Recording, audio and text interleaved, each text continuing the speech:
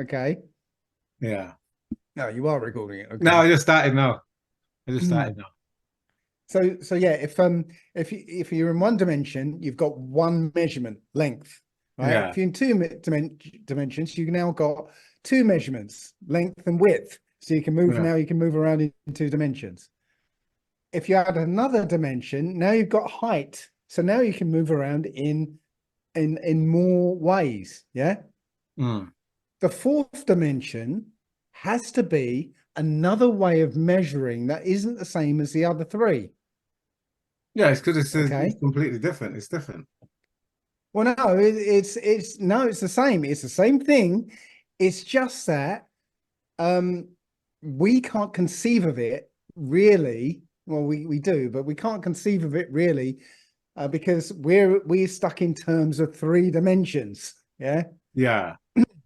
So if you've got an object, I've got a Stanley knife here. Yeah. So you've got length, width, and height. So they're the three dimensions. What's another way of measuring this Stanley knife? Mm. You got well, you that's what we know. So that's all we know. Well, no, there is another way of measuring this Stanley knife Go because on. this Stanley knife didn't just pop into existence, did it? No. So another way to measure this Stanley knife is time. So this Stanley knife started as a rock in the ground, yeah, and somebody melted it, and somebody had the idea to make it into this object, and they cast it, and then it became a Stanley knife, sat on a shelf. Then somebody bought it and used it, and eventually it breaks, and then it ends up in the landfill, and then it breaks down and becomes, and so on and so on. That is another measurement of this object. Yeah. Yeah. So the fourth dimension essentially is okay. Now let me go back and extrapolate what the fourth dimension is. Okay. So if you imagine a cube, okay, you got a Yeah. cube.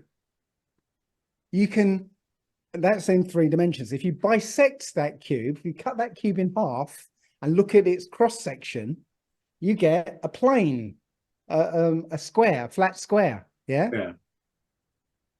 If you take that flat square and you bisect it and look at its cross section, you get a line. Yeah. So if you take that line, bisect it and look at its cross section, you get a point. Yeah. So let's go back up. Yeah. So a line is literally a set of points merged together into one object. Okay. So, Right. and a surface, a plane, is a set of lines merged together in one object. Okay. Mm.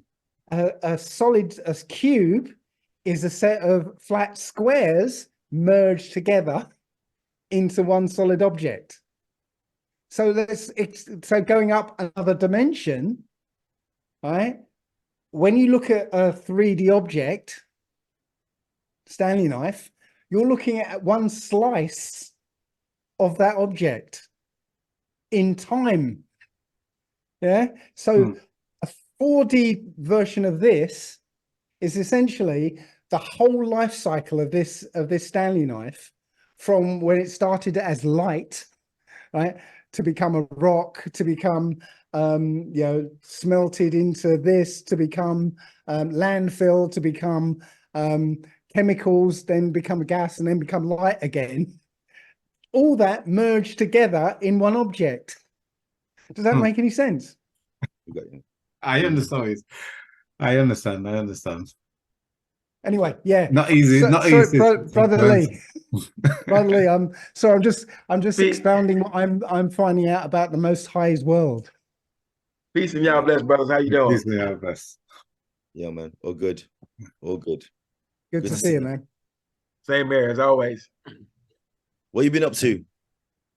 Me, I've been relaxing, kind kind of observing the many things that we're seeing here, especially transpiring. Well, I mean, it's happening everywhere. You've got what the murdering and the killing of the Palestinians is going on. That's probably most prevalent right now, as far as the world's attention is on that catastrophe. That's the best word for it. But we're also dealing with many different things internally in the many nations where we dwell as well. So it seems to be turmoil everywhere. But are you watching what's happening in Africa? Yeah, You that know, part too. What's We're that speaking Africa of, is Africa's coming together, and they're making a stand against the colonialists. I see that as well. I That's think it's that's quite that's preparation. quite interesting that all of this is kind of happening at the same time. Uh, my concern with the African situation is that, I mean, Russia has no history of colonizing quote unquote black people or African people. Uh, but is that because they've had no desire to do so, or the opportunity has not presented itself? So, you know, though the Africans are moving away from the Europeans per se, they're turning to the Chinese and the Russians. Uh, I don't know if that's quite a viable option. Uh, so But we'll see how that goes. they're turning against the Chinese as well, though. Yeah. So Okay. what's happening is the young people are not accepting, what the older people who are corrupted by the colonialists, right? They're not accepting what they're saying anymore. They're not going along with it anymore. So so it's almost like a young people's revolt against it.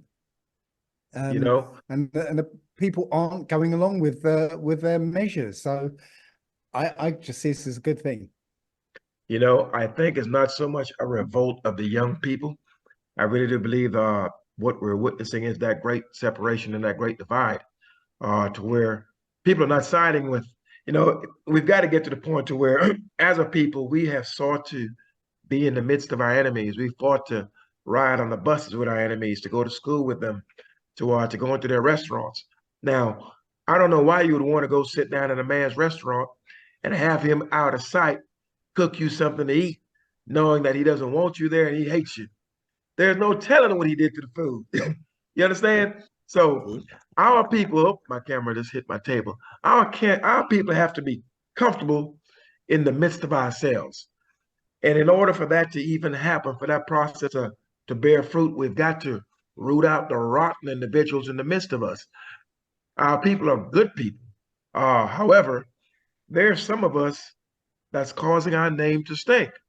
And there's some of us that's making it unpleasant for us to be in the midst of our own selves. And we have not been responsible enough to uproot and punish those who are making life miserable in the midst of us. And we need to get to that. So I'm thinking the young people now are looking at these older individuals who have been co-opted, who have really never had any fight in them because it's been beaten out. Their spirits have been broken. So the younger people now are coming up, they're hearing a different tune, and they're not in favor of the corruption, or are they walking with it? And they're rebelling against it, and they're seeking to punish it.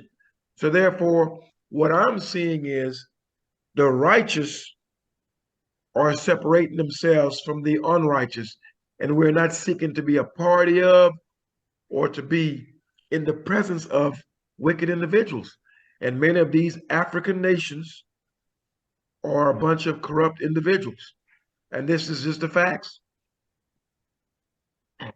Yeah, I totally agree.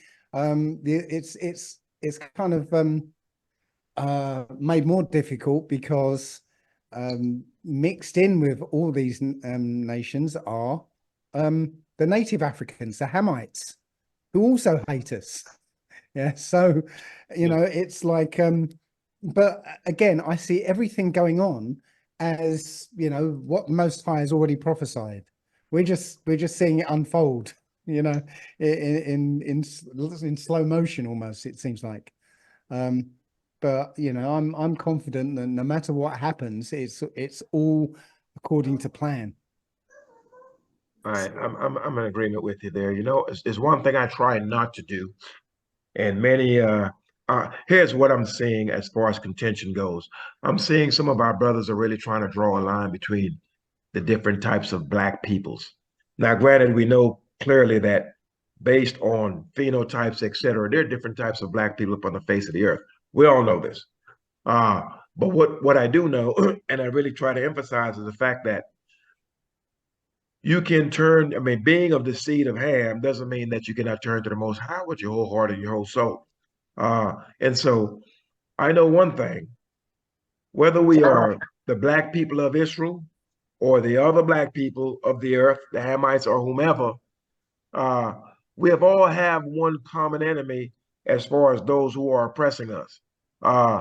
And I think we really need to understand that. I think we're finding many divisions in the midst of ourselves as far as ethnicity goes, that's harmful to the overall struggle of overcoming what we're seeing these Europeans doing to us and have done to us in times past.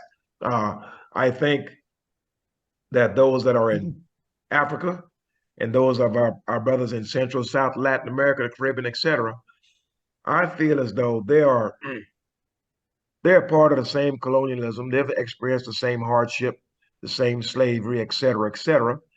It just so happens to me, in my view, that we're here in the West. You know, there's a saying here in America, you have the house Negroes and the field Negroes. The house Negroes are better fed, better dressed, better educated, better cared for as far as medically, et cetera, et cetera. They're in a better position.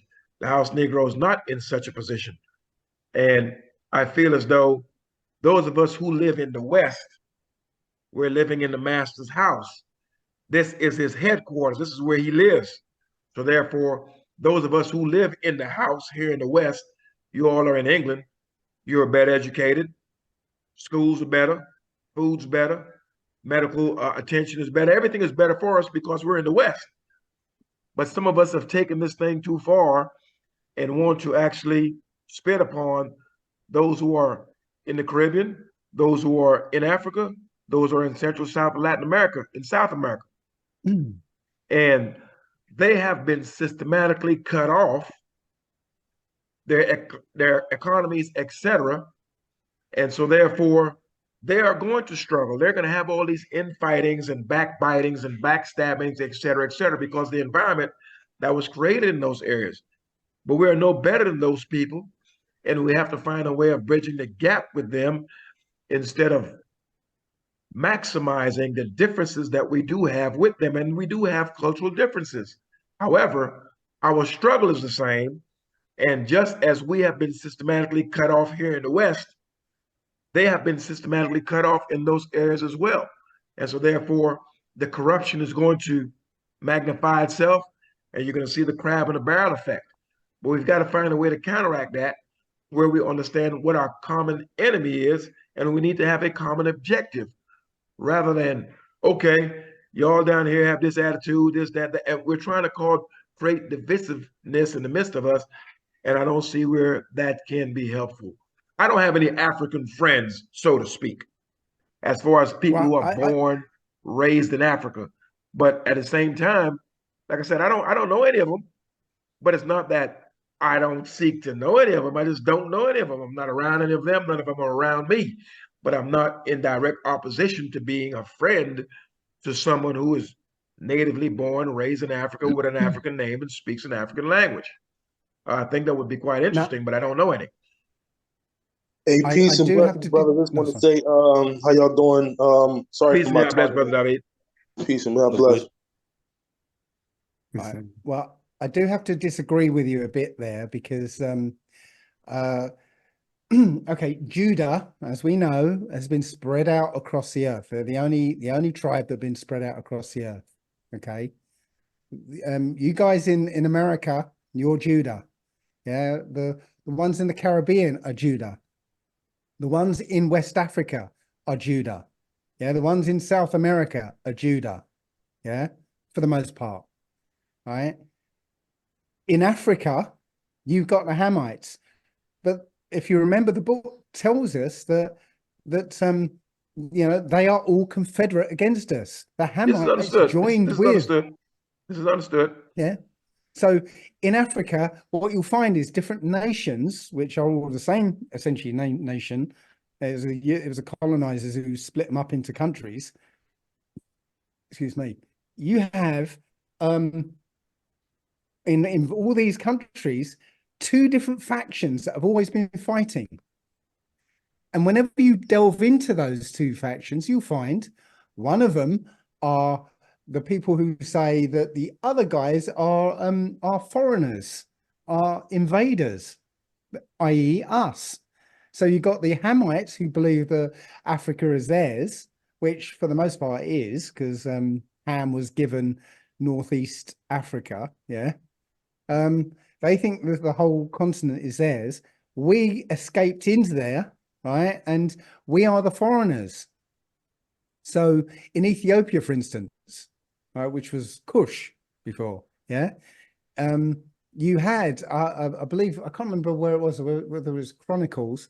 It said that 1,000 men from each tribe went to go with the Queen of Sheba and into Kush.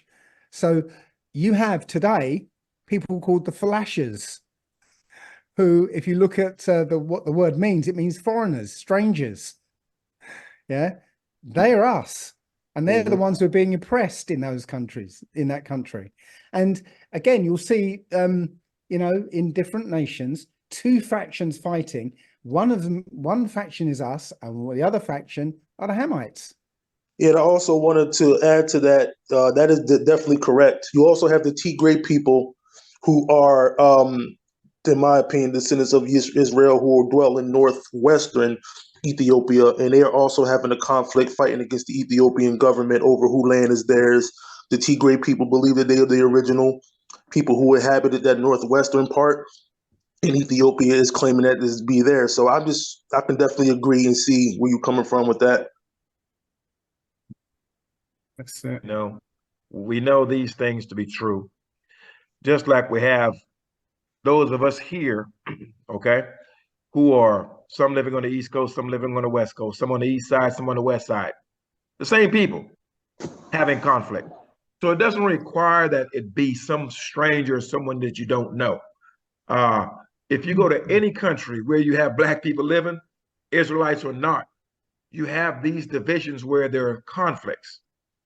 My thing is that we have a common oppressor, first of all. And I'm not, this is me personally now.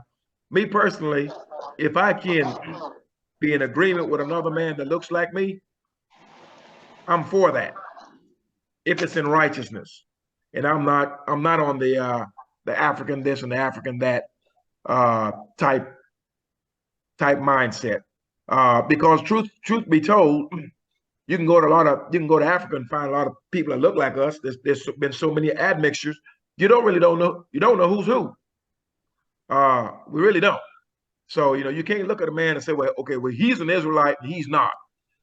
I can't do that. And I doubt there's too many people that can do such a thing. So at this point, we understand that the brothers in Africa, whether they be Israelite or not, they have been colonized, they have been oppressed, they have been murdered, slaughtered, etc. Along with the brothers in the Caribbean and Central, South, and Latin America, etc. So we have a commonality of that struggle. Mm-hmm. So we know that that was an unrighteous thing that was done unto us. So if we can galvanize in righteousness to ensure that these atrocities and these unrighteous acts is not performed without stiff punishment, then I'm for that. What I'm seeing is a whole lot of brothers out here trying to create division in the midst of people, and there's no solution by which to bring them together under one umbrella. And I feel the law does that, irregardless of what nation you belong to.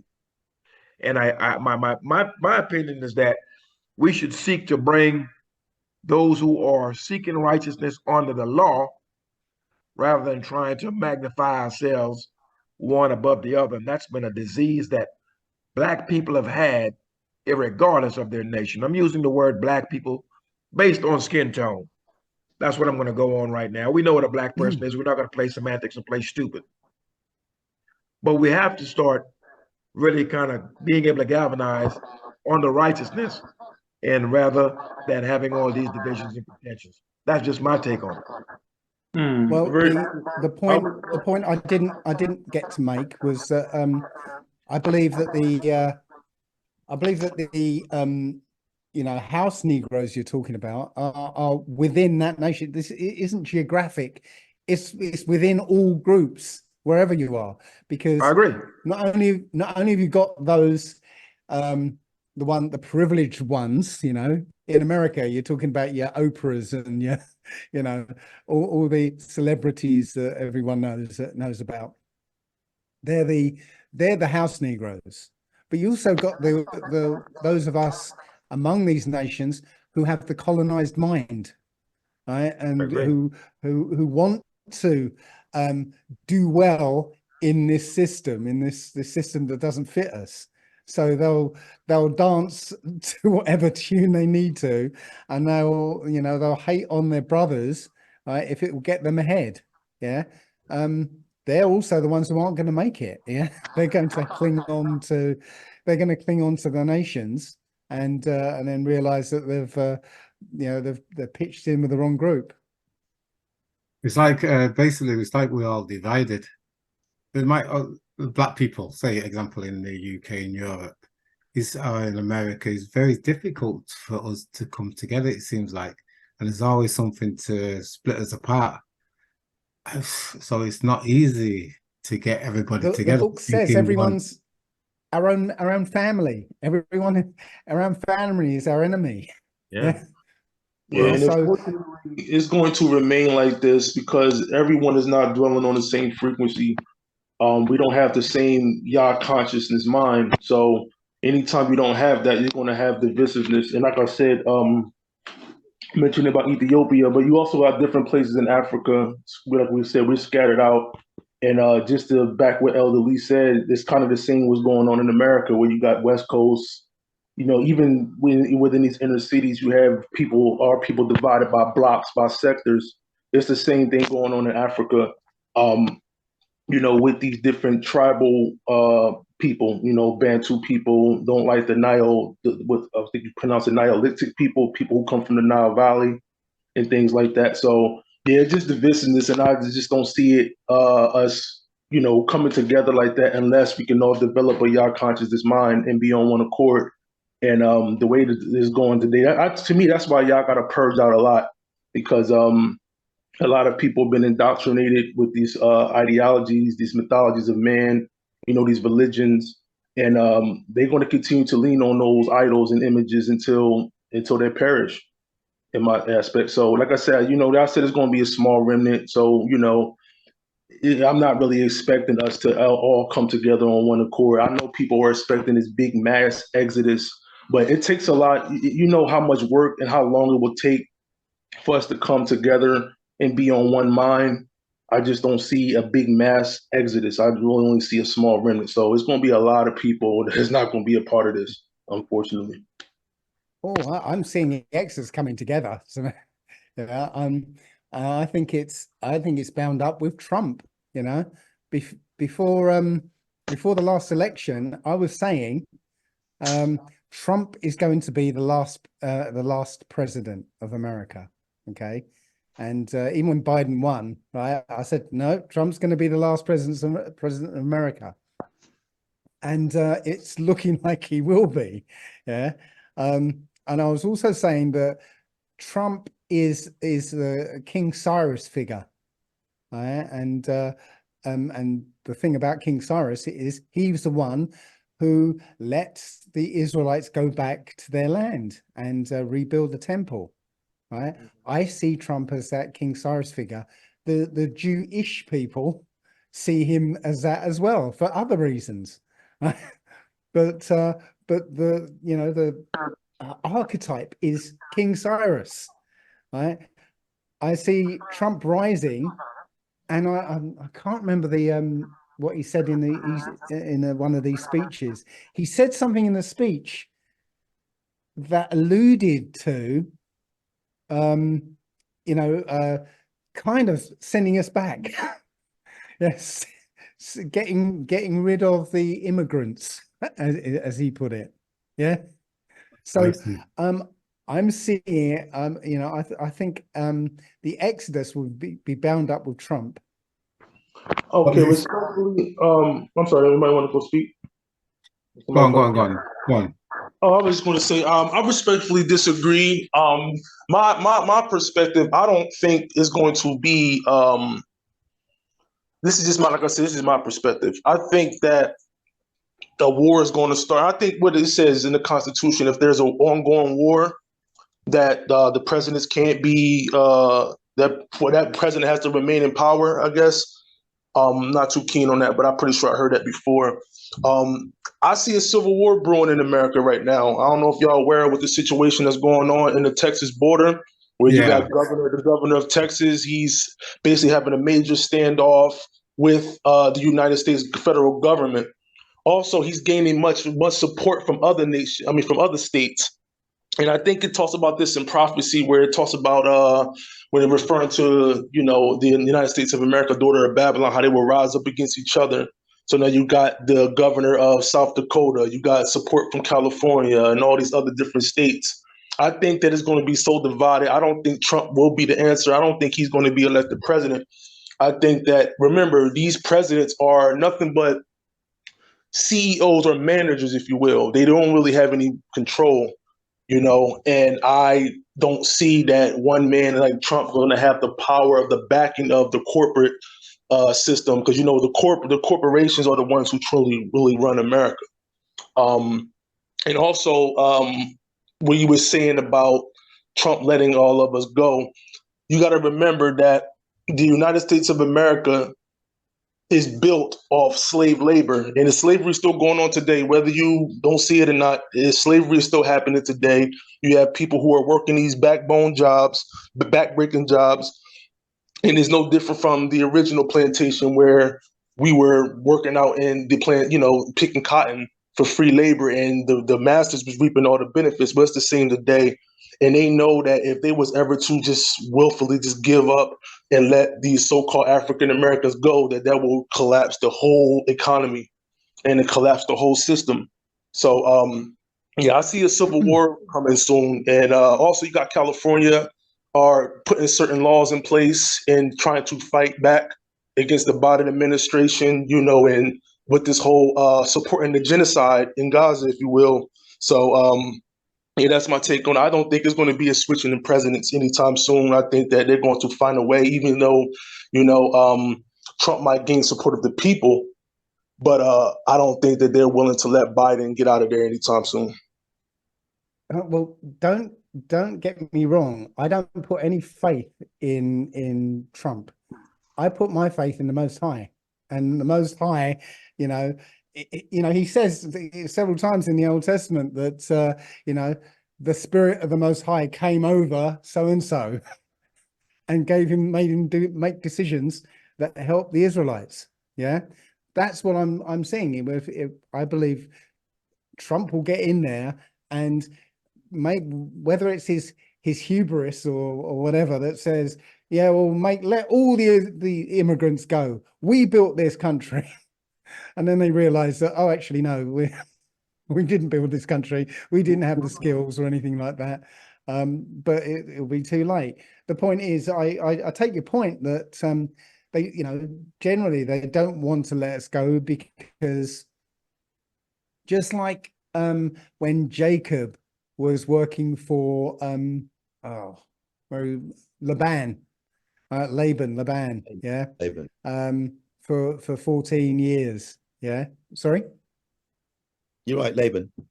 Oh, Laban. Okay, so he was working for Laban for 14 years, right?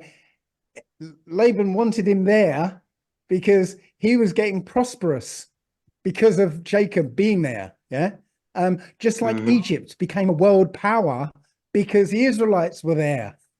Yeah, America became a world power because the Israelites were there.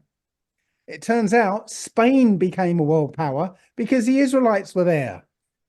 Yeah. So, the prosperity comes with us, our our enemy, if you go back far enough, it tells you that for that bloodline, the land will not yield its produce for them or yield its bounty for them. It will do it for us, but it won't yield its bounty for them. So they need us to keep them going. Now, I think that, you know, just my thought, that Trump doesn't believe any of that, and or whoever it is that initiates the second Exodus, they'll think it's their power that's done it. It's their abilities that have done it, and they don't need us anymore. Okay, and they will say, okay, no, you can go. All right. And that's the way I see it. But again, I don't know. The Most High's got his ways, and it'll unfold the way he decides. And plus the so-called the Israelis, a lot of them they're all getting exposed, and they're exposing themselves by taking their DNA, and then find out they're finding out themselves that they're Polish or Russian or German, or so they all, and a lot of people see what's going on and says, how can these people be the most sized people of what they're actually doing? You know, I mean, they're to that point, Hank. They know. They've always known. You've got to keep in mind that we're dealing with some unrighteous people from the start. As it pertains to Trump, if Trump runs, he will win if he runs, because this nation is built on unrighteousness. Unrighteous people is what you've got living in it. That's what's housed in it. So therefore, they're backers of unrighteousness. This man said if he went down Fifth Avenue or somewhere in New York, he could shoot someone and get away with it. He's correct. They shoot us every day, go in the courtroom and get away with it. He would be no different. So unrighteousness has been the law of this land. So no unrighteous acts from an unrighteous man or from an unrighteous people should ever be shocking to any of us. So this is not something that we should be shocked by. We expect this behavior from them. These quote unquote Jews, a lot of people have actually taken the time to do the research on how they got there and where they came from. So now we're God's people alibi, that's not working anymore. And like I've said in many videos on the channel, once the world realizes that they are not God's people, especially these evangelicals here in America, as well as throughout Europe, who have been supporting them, that gives them money and gives them weaponry. Once they realize, okay, these are not the people of the Most High, these are not the people of God, then the next question has to be, who is? And I think that's when they will become terrified. And that's when the whole dynamic of everything here in America and worldwide will change. So we'll see how this shakes out. But they have always known that they are not the people. It is just now that everyone else knows, now they're coming forward. It's like a thief. He'll steal something, keep quiet. And everyone is asking who stole it, but he know he did it. But once the people find out and know for sure that it was him, then he'll step forward and confess. Other than that, he'll sit in the corner and say nothing. And that's what we're having with these Israelis. Their name traditionally has been the name stealers. That's what they were known as, these Khazarians. So if you step back from history, you will see that that's exactly what they've been doing. They've sort of infiltrated the population, replaced that population, and steal their names. You know, 300 or 400 years ago, an American was a copper-colored man. Yeah. Now American is a white European. Yeah. Same in Australia. Yeah. 300 years ago, an Australian was a very black man. Yeah. Now it's a white European. Yeah. Yeah. They steal the names. Yeah. And in history, the Khazarians, which were who they were, they would be in their land was in between Europe and Far East. So when people would go to trade in the Far East, they'd have to go through Khazaria. Okay. So what would happen is a trader would go through Khazaria, be met by a Khazarian who would be all friendly and welcoming and say, "Oh, come stay in my house. You know, we'll cook you a meal and everything." And they'll sit there and learn everything they can find out about this trader, right? Kill him, take his goods, and go and make the trade. But pretending to that- be him. That's typical European behavior. I mean, this is just the facts. We can look at this thing. We know what has happened in the earth. I find it amazing, right, that quote unquote black people, and I'm using that term loosely, as people who kind of pretty much look like us, whether it be African or wherever you may reside. This speaks to the Asian, the Polynesian, and whomever else. All the many different peoples of the earth have always been victims of Europeans in a detrimental way. So everyone has some grievance with this man. And, he's gone everywhere and has murdered and slaughtered people and stolen their goods. This is just the grievance that every family of the earth have with Europeans. They don't believe in God. Their God is their weaponry. As the man that's sitting in Israel right now, the European that's there, he's backed militarily by his fellow Europeans. They put him there. They supply him with everything. None of them are calling upon God. They're calling upon America, France, and Britain, and everyone else to give them guns, to protect their Iron Dome, et cetera, et cetera. War and weaponry is all that they know. And this is just a fact. So killing other people and taking their substance is not a new phenomenon to the European. And all the families of the earth can attest to the fact that, yes, this man has done these things and continues to do it. Now, as I look at what's going on in Gaza and everywhere else, I'm simply seeing that the nations are now making a separation to where you're going to side with this unrighteousness or you're going to side with righteousness. So the people of the earth and the nations of the earth are being asked or being made to make a decision on which way they will stand. And Gaza is a screaming example of that. And I'm asking myself, how much longer will this hypocrisy, blatant violence, and destructive behavior, how much longer will the Most High allow these people to continue to do this?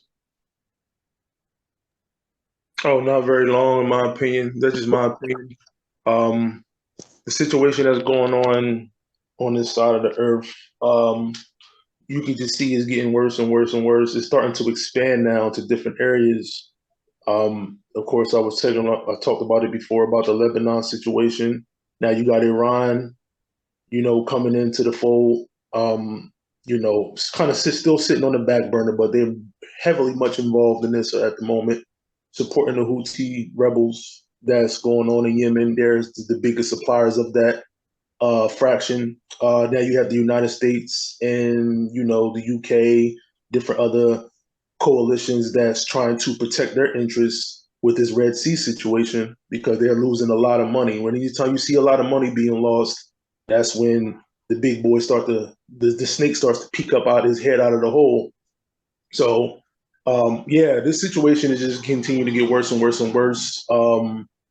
They're trying to go through the court systems in South Africa, United Nations. I don't really have any faith in that because, like I said, at the end of the day, like you said, Elder Lee, they're going to resort to their weaponry. They don't know how to handle these situations in a formal matter. So, I continue to see it get worse and be on the lookout for some big things to happen this year, in my opinion.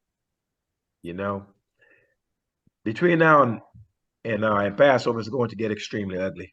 Now, this whole ICJ situation, you can't allow an unrighteous people to police themselves. And the ICJ and the UN, et cetera, these organizations are funded by America, by American money. That's like me going to a courthouse and I'm the man that's paying to make sure the whole thing operates. You're not going to find me guilty. I'm running this thing in the back end. So it's the same concept. You have a bunch of European nations, a few token Africans sitting on the panel, and okay, this is European rand. I'm certain those Israelis probably got all those whites, and they all went in the back and he probably asked him, "How dare you jokers let these Negroes come over here and bring me before this court in the open forum like this?" I'm certain they had a private conversation with their European partners about that, because that's shocking to them that this would even happen. But America's going to have the last say as far as vetoing whatever. You can make whatever ruling in the ICJ. Who is going to enforce it? There's no enforcement mechanism by which to implement whatever ruling they decide to dole out. So once again, I figured that it would find Israel guilty, but Israel is going to continue to do what it has already been doing. Excuse me, the Europeans. The last thing you could ever want to do is have the Europeans follow any means of law. They're accustomed to making the laws, and he who makes the laws breaks the laws. So you're not going to have him walk within the confines of any law, especially a law which he made. The laws that the Europeans make is for them to break. They're loopholes for them to go through the back door. However, these same exact laws, when we try to go through that back door, it's shut to us. So I think the whole ICJ is nothing but a big charade. However, the importance of it to me is that these Israelis are going to continue to do what they're doing. They're going to continue to go against any ruling that has any righteousness. And that's just so that when they're finished doing what they're doing, which is pretty much doling out judgment upon the Palestinians, then that same judgment will be doled out upon them. And there will be no mercy extended onto them because they did not show mercy. So everything is falling into plan. And I don't see them being there much longer. There's no going back from this. There is no two-state solution. I'm sitting in my house right now. At no point can you come into my house, kill my family, and then I'll make a deal with you.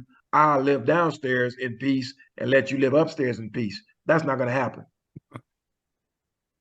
Elvin, what's up? I don't hear anything from you today. For me, right? Okay.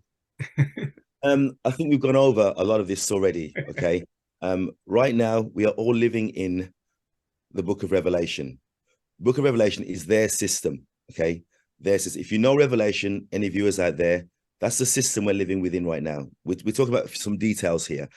Regardless of if Trump gets into power or not, the same things will be lived out no matter what. So David's right, and so is Dawid right. It doesn't matter who's in charge. Yes, there will be, I think, a Cyrus figure, and there will be an Exodus at some point. There will be. Right now, I don't want to tell you what I think the Most High is doing per se, but my basic opinion is we as Israelites, we have to find our way individually. To come together as a collective, that would be a massive bonus if that can happen. But I think there's going to be so few of us that are going to come together. The sheer volume of truth that's coming out right now is huge. And if you're not predisposing yourself with finding out truth, you're going to be left behind. Okay, so my opinion is whatever's going on in the world, these isolated incidents, at the end of the day, each individual has got to get himself together and realize the severity of the situation and just watch it play out, because I don't think we can do much to change much. I do feel the system here in the UK can be infiltrated if Dave becomes a leader and he speaks up on behalf of the Great Britain people. Now, the Great Britain people, if they listen to what Dave is saying, a lot of the people who are Israelites, they then may see the light. Okay, they may see the light. I think that's the only way here in the UK that we're going to get any kind of headway, because we haven't got anybody speaking up for the people enough whereby things can change. That, for me, in the UK has to happen. And so for me, I hope Dave is as serious as I think he is, that he'll go forth and put something forward, and maybe something will happen worldwide if Dave can put an impact on the system right now, because all the leaders we have at the moment aren't for us. They're from their stock. No one is elected, they're selected. Okay, so we need to select someone who's going to speak up for us. David's not in their camp. David's in our camp, and he's an Israelite. So if we've got any chance at all in the UK to get any headway of things turning out correct, we do need a leader. And that leader, I feel, Dave fits that perfectly. So no pressure then. Well, as I said, it's down to you. You said before, if they get rid of you, someone else will take your place. That's 100% correct. I agree with that. The Most High will look for someone to speak up for us. And that's someone, whoever it is, I think that will impact around the world, not just the Israelites, I think with everyone, because no one's going to be speaking for us, from your perspective, apart from you. Because the depth of knowledge that you have about a lot of the things that's going on is more than most. And when I say most, I think everyone. I haven't heard anybody speak up about truth more than you in the UK. Yourself and Mark Devlin, as I said before, are the only ones really who are coming from the correct place for the people. This system is wrong for everyone, not just the Israelites. The only Israelite impact on the world is sports. Okay, that's it. Other than sports, we have no say in anything. And the Hamites in Africa, they're not there to support us either. They're there to support themselves and their brothers. So unless we come together as a oneness, Israelites, not much is going to change. So I think things might change in the UK if someone speaks up for us, for everyone, especially the Israelites. If someone speaks up for us, then I think that's when a change will happen. But right now we're just living out Revelation, basically. End of story. And they wrote that. The system wrote Revelation. So we will see what happens. But as I said, nothing much will happen unless we have someone who's going to speak up for us here in the UK from our side. And so, yes, Dave, it is pressure, but you can do it. All right. Okay, I have a question. Go for Dave, it. You're in England. Hank, you're in England. Brother Dawid is down in the peninsula. I'm here in South Carolina, United States, and Delvin, I don't know, you might be in the UK, you might be in Turkey, I don't know where, you might be on Mars. But here's the question, right? Mars, why are we all here together right now? What brought us here? We know who brought us here, but what brought us together is this law. Simple. Now, we have seen, and the Most High has made it plain that this law is the glue that holds us together. Lack of walking therein is what's going to tear us apart. So regardless of the only system of government that's going to rule on this earth, when it's all said and done, is going to be that Torah, period. Anything outside of that, we can bear witness to it that it has all failed us, period. Anything outside that Torah will not work. It is the law that has the five of us right here, right now, speaking. If it weren't for that law, I would have never met Hank, would have never met Dave, would have never met Delvin, would have never met Dawid. And we're speaking here in righteousness, and we're making sure that our words do not cause contention and cause the hearts of the people to fail.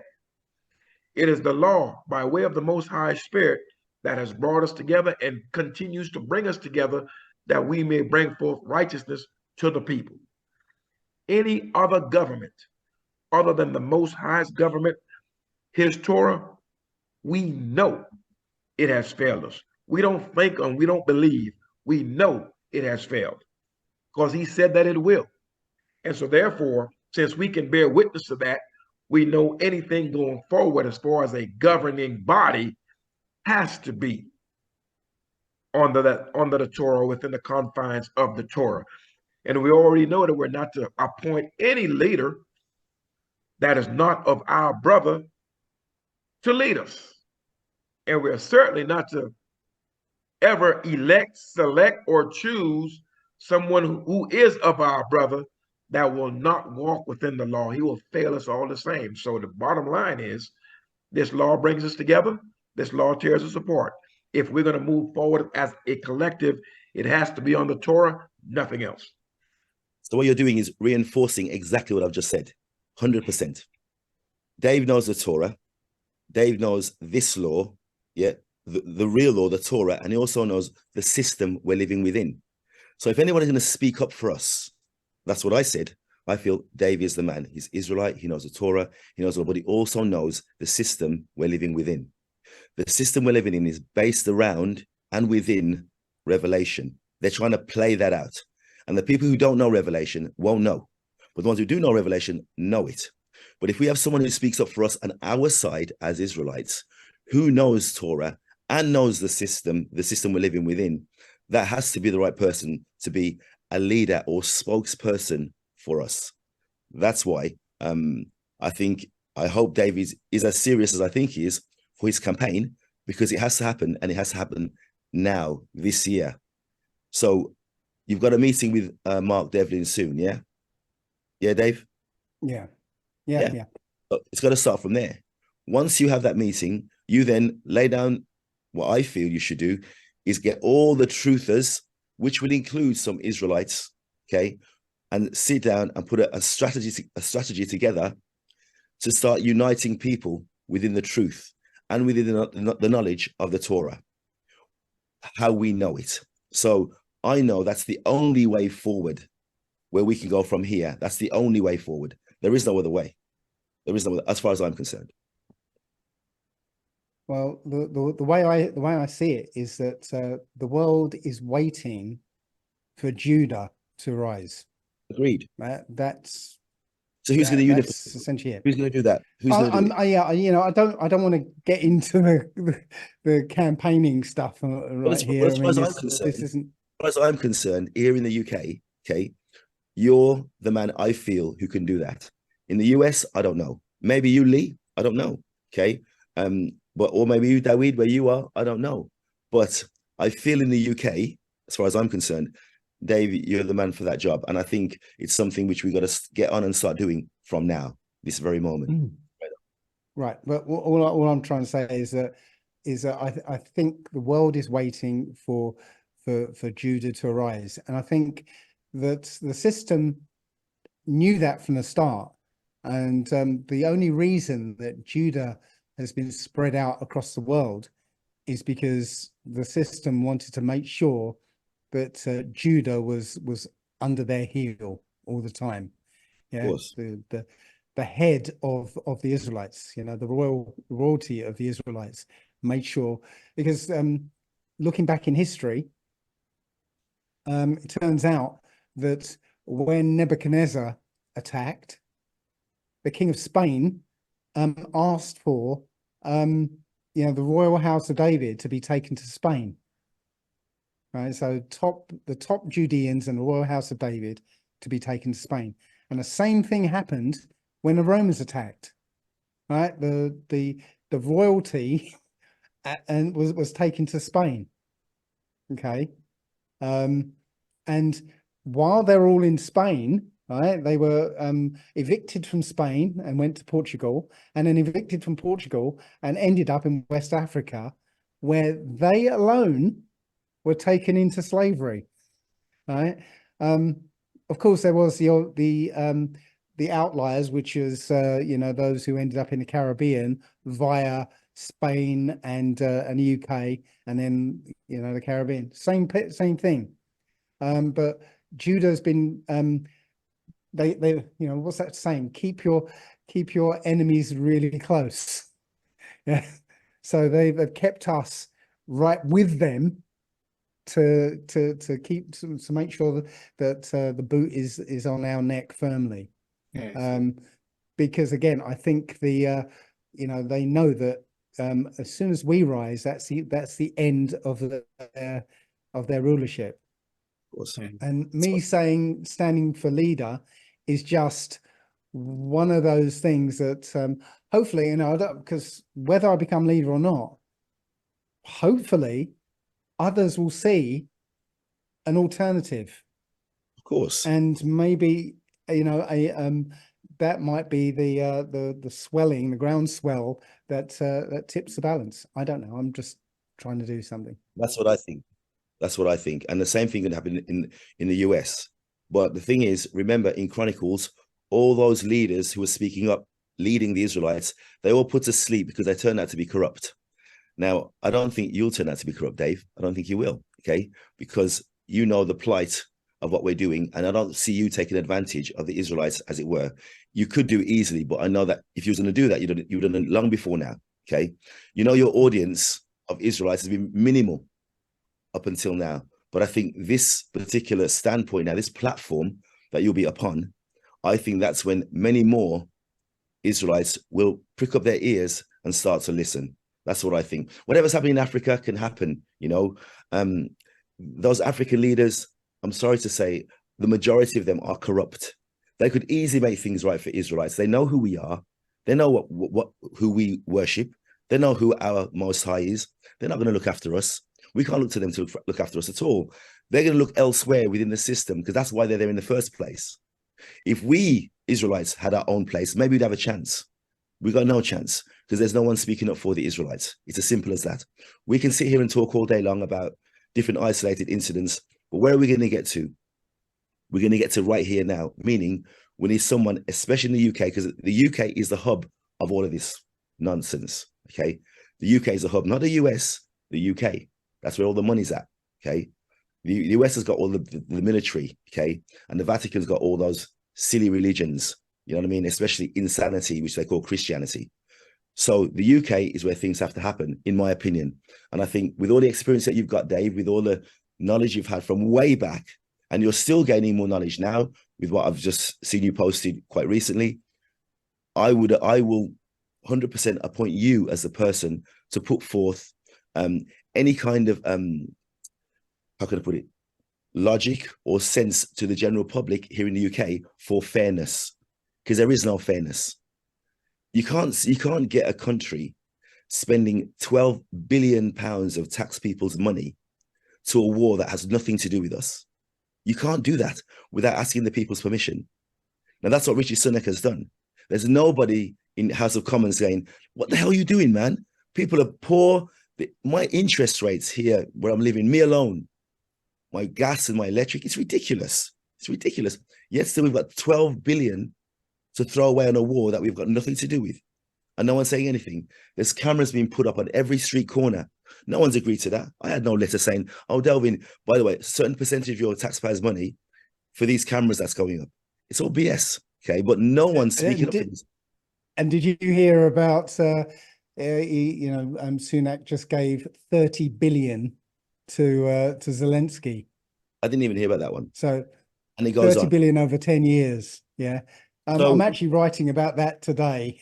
Right? So, there was something I was going to say to respond to that, but it's gone now. It'll come back. The points I'm making here, all these injustices that's happening with people's financial income, the taxes, okay? Nothing's been spoken about from our side, the people. We have oppositions in the House of Commons, but they're not opposition. They're all on the same side. They're all I have a question for you, Delvin. Go for it. When you speak, it seems as though you're speaking as a collective. And I don't know, maybe you are or you're not, so you can make that plain to me here in a minute, of those who are listening.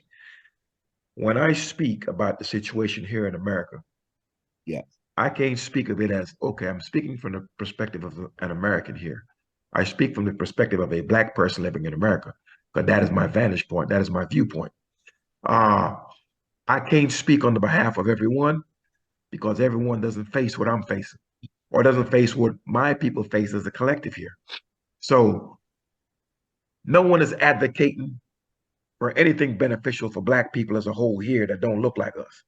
Even the ones that are elected, that's sitting in Congress or wherever else, the Israelites or the Black ones, they do not do anything to help us. Okay, so when you speak, and you sound as though you're speaking from a collective of all British people, and I'm certain that the British people do not consider you to be part of them. Check this out. When this exodus comes, and it's going to come, there will be proselytes, trust me.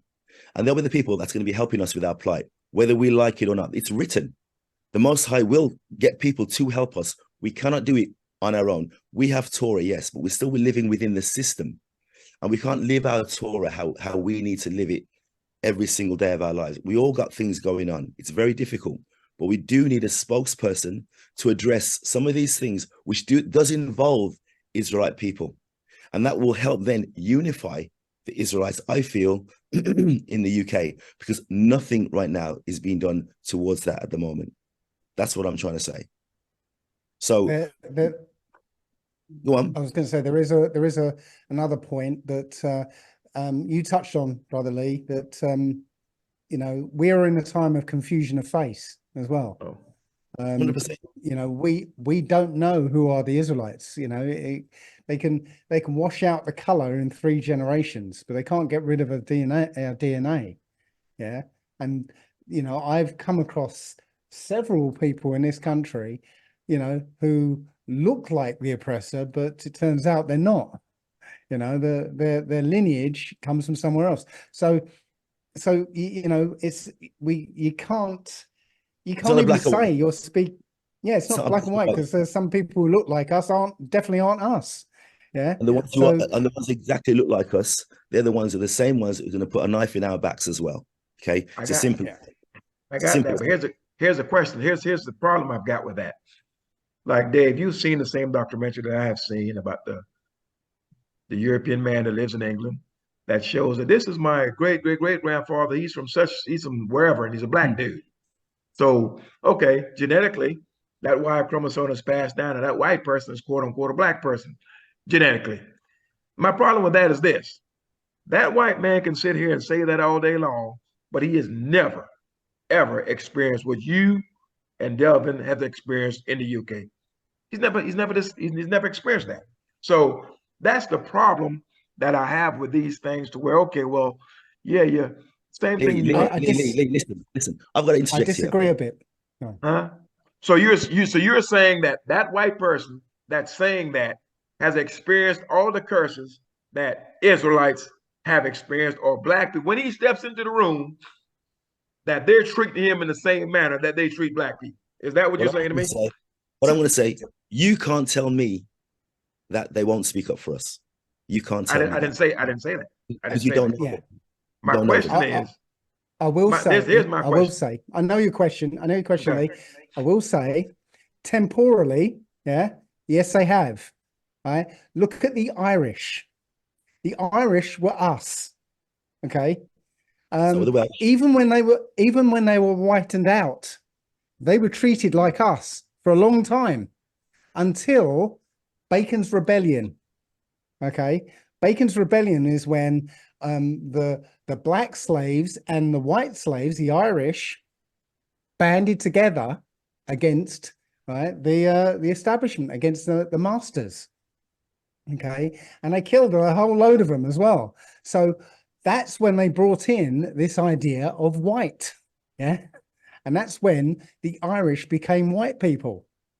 Right, they literally just split them up so they could never ever fight together again. Okay, so yes, for temporally, yes, at one point there were white people who were being treated like black people because they were, you know, genetically black people. Yeah, because Lee, sorry, Lee. Lee, back in the day in this country, they used to say no dogs, no Irish, and no blacks, or whatever order. So they always put the Irish with the blacks together. That's how it happened in the UK. That's there. I've got a friend who is Irish. His father can't stand black people. This is a white dude. Okay. And you know, you go to Boston, a lot of those people in those areas still have a pretty much a European type English accent in that area. Man, they absolutely hate black people. And I'm going to deal with, in America, there's no history of hanging and enslaving and locking up and running experiments upon Irish people. There's no equivalent to our struggle with Europeans. There's no law made here in America. I'm going to just deal with here that, okay, we systematically locked up Irish people. We hung Irish people. We made sure that they weren't educated. We ran railroad through their neighborhoods, make sure that their houses were depreciated. There's no equivalent to that. So you may have that there, It's not what's happening here. That's because you're not dealing with the Irish, you're dealing with the Germans, because the people in Ireland today are Germans. Now, what we're talking about here, because what you're describing did happen to the Irish when we were black, when the Irish were black, yeah. You know, when Oliver Cromwell went in, they were putting pikes up women and bashing babies against rocks and everything, before they deported the survivors over to the Caribbean. Okay, now what happened was the Germans or English went in and started raping the black women that were still there. Okay, and the darker skinned offspring got transported to the Caribbean, the lighter skinned got to stay. And that's what happened for 300 years. So those people that, you know, you're dealing with are the German descendants. Right. Okay. And they didn't, obviously they didn't really have to experience what you know, we went through. But still, the stigma comes from the whole one drop rule. Yeah, one drop of Negro blood makes you a Negro. Yeah, even though they're actually, those ones, the Germans, are white, they've still got the stigma because somewhere in their history is a black woman. Yeah, but The movie again, you've got the two different nations there. The movie Braveheart depicts that perfectly. Yeah.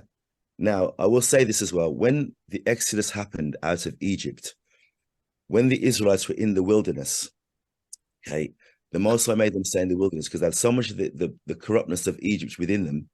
He made them walk around the wilderness for a very, very long time. The main reason was so the Torah was embedded in their very bones, okay, not in their color, in their very bones, okay. Now, we can't say what bloodline is what, or if a white man is good or bad. We got to take it how we see it.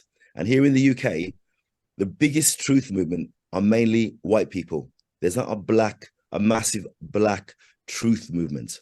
Now, regardless of how that sounds in America, what the good thing about that is, the one person who knows a lot about or knows Torah and about our plight here in the UK is Dave. So I can't speak for Americans as such, because even the Civil War was a big joke. You know that yourself, yeah? Martin Luther King and all that, he was part of the Boule anyway, and he was there to keep that divide. We can't keep promoting a divide on this channel. We can't keep promoting any kind of divide. What we've got to promote is the truth, and more importantly, Torah. But here in the UK, we need a leader who knows both of those. And Dave, for me, has both of those. And I feel if there was a good truther leader who knows Torah in America, that person too should be the one to lead the American people. But I can't see it for now, because a lot of them American leaders, they are paid by the government to keep misleading the people and to promote divide. Here in the UK, we can't promote divide in any shape or form. And so I feel the person who's going to be Farrakhan comes to mind. Bloody hell. I'll say this as it pertains to Brother Dr. Martin Luther King. Yeah, he may have been serving in Ireland, etc., but as far as an advocate and a staunch fighter for his people and for fairness of them, he stands as a pillar as far as fighting against this system. We all know that, but we have to move on from that. Yeah, I get that. Here's the deal. For me, go for it. I can't bat for anyone else because no one else bats for us. I'm going to bat for and fight for my people. That's it. I mean, that's where I am. Now, anyone else that wants to come along with righteousness, they identify themselves in that regard. This is just me. I'm not on the bring everyone on. Look, the Europeans that's sitting in the land right now, they know Torah well. We see what they're doing. So the deal is this, this is my viewpoint now. The Most High is going to raise up men. He's going to do it. We're not getting to pick them. He's going to pick them. He's going to raise up the leaders that we need in all these many nations where we are. We don't get to say, yeah, man, you get to lead us. No, the Most High is going to put a spirit on that man. On my screen, it's that guy over there, him there for us. That's what I'm trying to say. Once again, this is your opinion. What I'm saying is the Most High is going to make it plain who he wants to lead, and that person is going to be elevated regardless of what anyone thinks. Okay. That's going to be elevated to lead his people. And Agreed. he's going to be leading them by teaching them the law. That's what our leaders have done. They've taught us the law. So there are going to be men that's raised up to do that.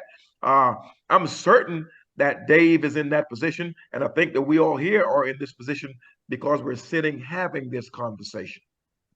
But I can speak for my people. I can't speak for anyone else because no one else speaks on the behalf of us. May I chime in real quick? I just want to make a point here about, I mean, I heard all of y'all respecters. I respect them all. From my perspective, I can't really see with the system, the structure the way it is, the Europeans benefit from this. And they like the word racism. People take the word racism as just a white person who doesn't like a black person. But that's not racism, in my opinion. Racism is a system structure. And I can't see any European of any background descent willing to switch places with us. Or No willing to... No one said that. Listen, all I'm saying is this, yeah? Don't get it twisted. Don't get it twisted. Listen carefully to what I'm saying, yeah? And Dave can back me up, or he doesn't have to back me up. It doesn't bother me none. What I'm saying is this. Mm-hmm. We're not looking for any white man to give us favors, yeah? We're not saying anything like that. What I'm saying is the person who can put forth truth and fairness in the UK with Torah in mind and for the benefit of people in general, I'm saying is Dave, because of his knowledge. Now, I feel the Most High has put him forward for this. He's born for this, in my opinion, in the UK. So I'm not saying any white man's going to promote us. Forget that. That ship has sailed. No white guy's going to help us out. We needed someone who understands fairness, who understands truth, and as I said, the foundation of the Torah. Dave has that. That's how in the UK, how we can get any kind of sense or fairness where we are right now. In America, the US, or anywhere else, I'm not so sure. I'm not looking for any African leader or anyone from Africa, personally speaking, who's going to speak up for us Israelites. They've had years and chances to do that, many, many moves. They ain't going to do it, right? That's it. So I feel the leader who I feel can speak up for us, who has the foundation of Torah, I've got to keep saying it, is Dave. So, as I said, with his campaign now, it has to be spearheaded from now. And I think it will go all around the world if I and a few others sort it, whereby all the key people in the UK who are claiming to be truthers, okay, they will hear Dave speak and hear what he has to say regarding, as I said, our situation, the system, truth, and Torah. And that's it.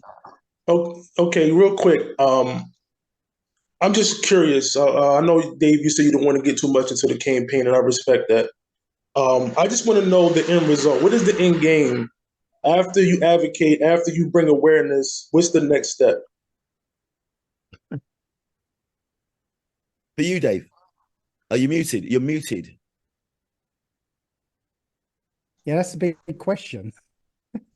The immediate goal is to halt this, this agenda, right? Because yes, we're being sort of we're like on a runaway train at the moment. Railroad. We're like a runaway train, right? And nobody seems to be able to get to the controls to stop it. Yeah, that's the immediate goal. And the secondary goal, right, or I guess the main goal, is to go back to the law, statutes, and commandments, because right now we've been following the man's law, yeah.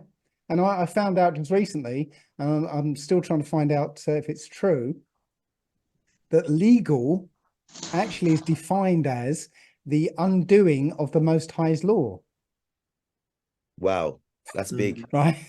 I'm still trying to verify that, but somebody brought that out. That's from a dictionary from the 1890s, the undoing of the Most High's law. So, that's what the overall goal is to go back to the laws of the Most High, which are simple because they're written on our hearts anyway. Yeah. It's within the very bones, you know. Yeah. And it hasn't got a color, straight up. Now we are in the end times. We are actually in, whether we like it or not, we are in the end times, and they're living out revelation every single day of our lives. We're getting less and less and less freedom here in the UK, more and more enforced control.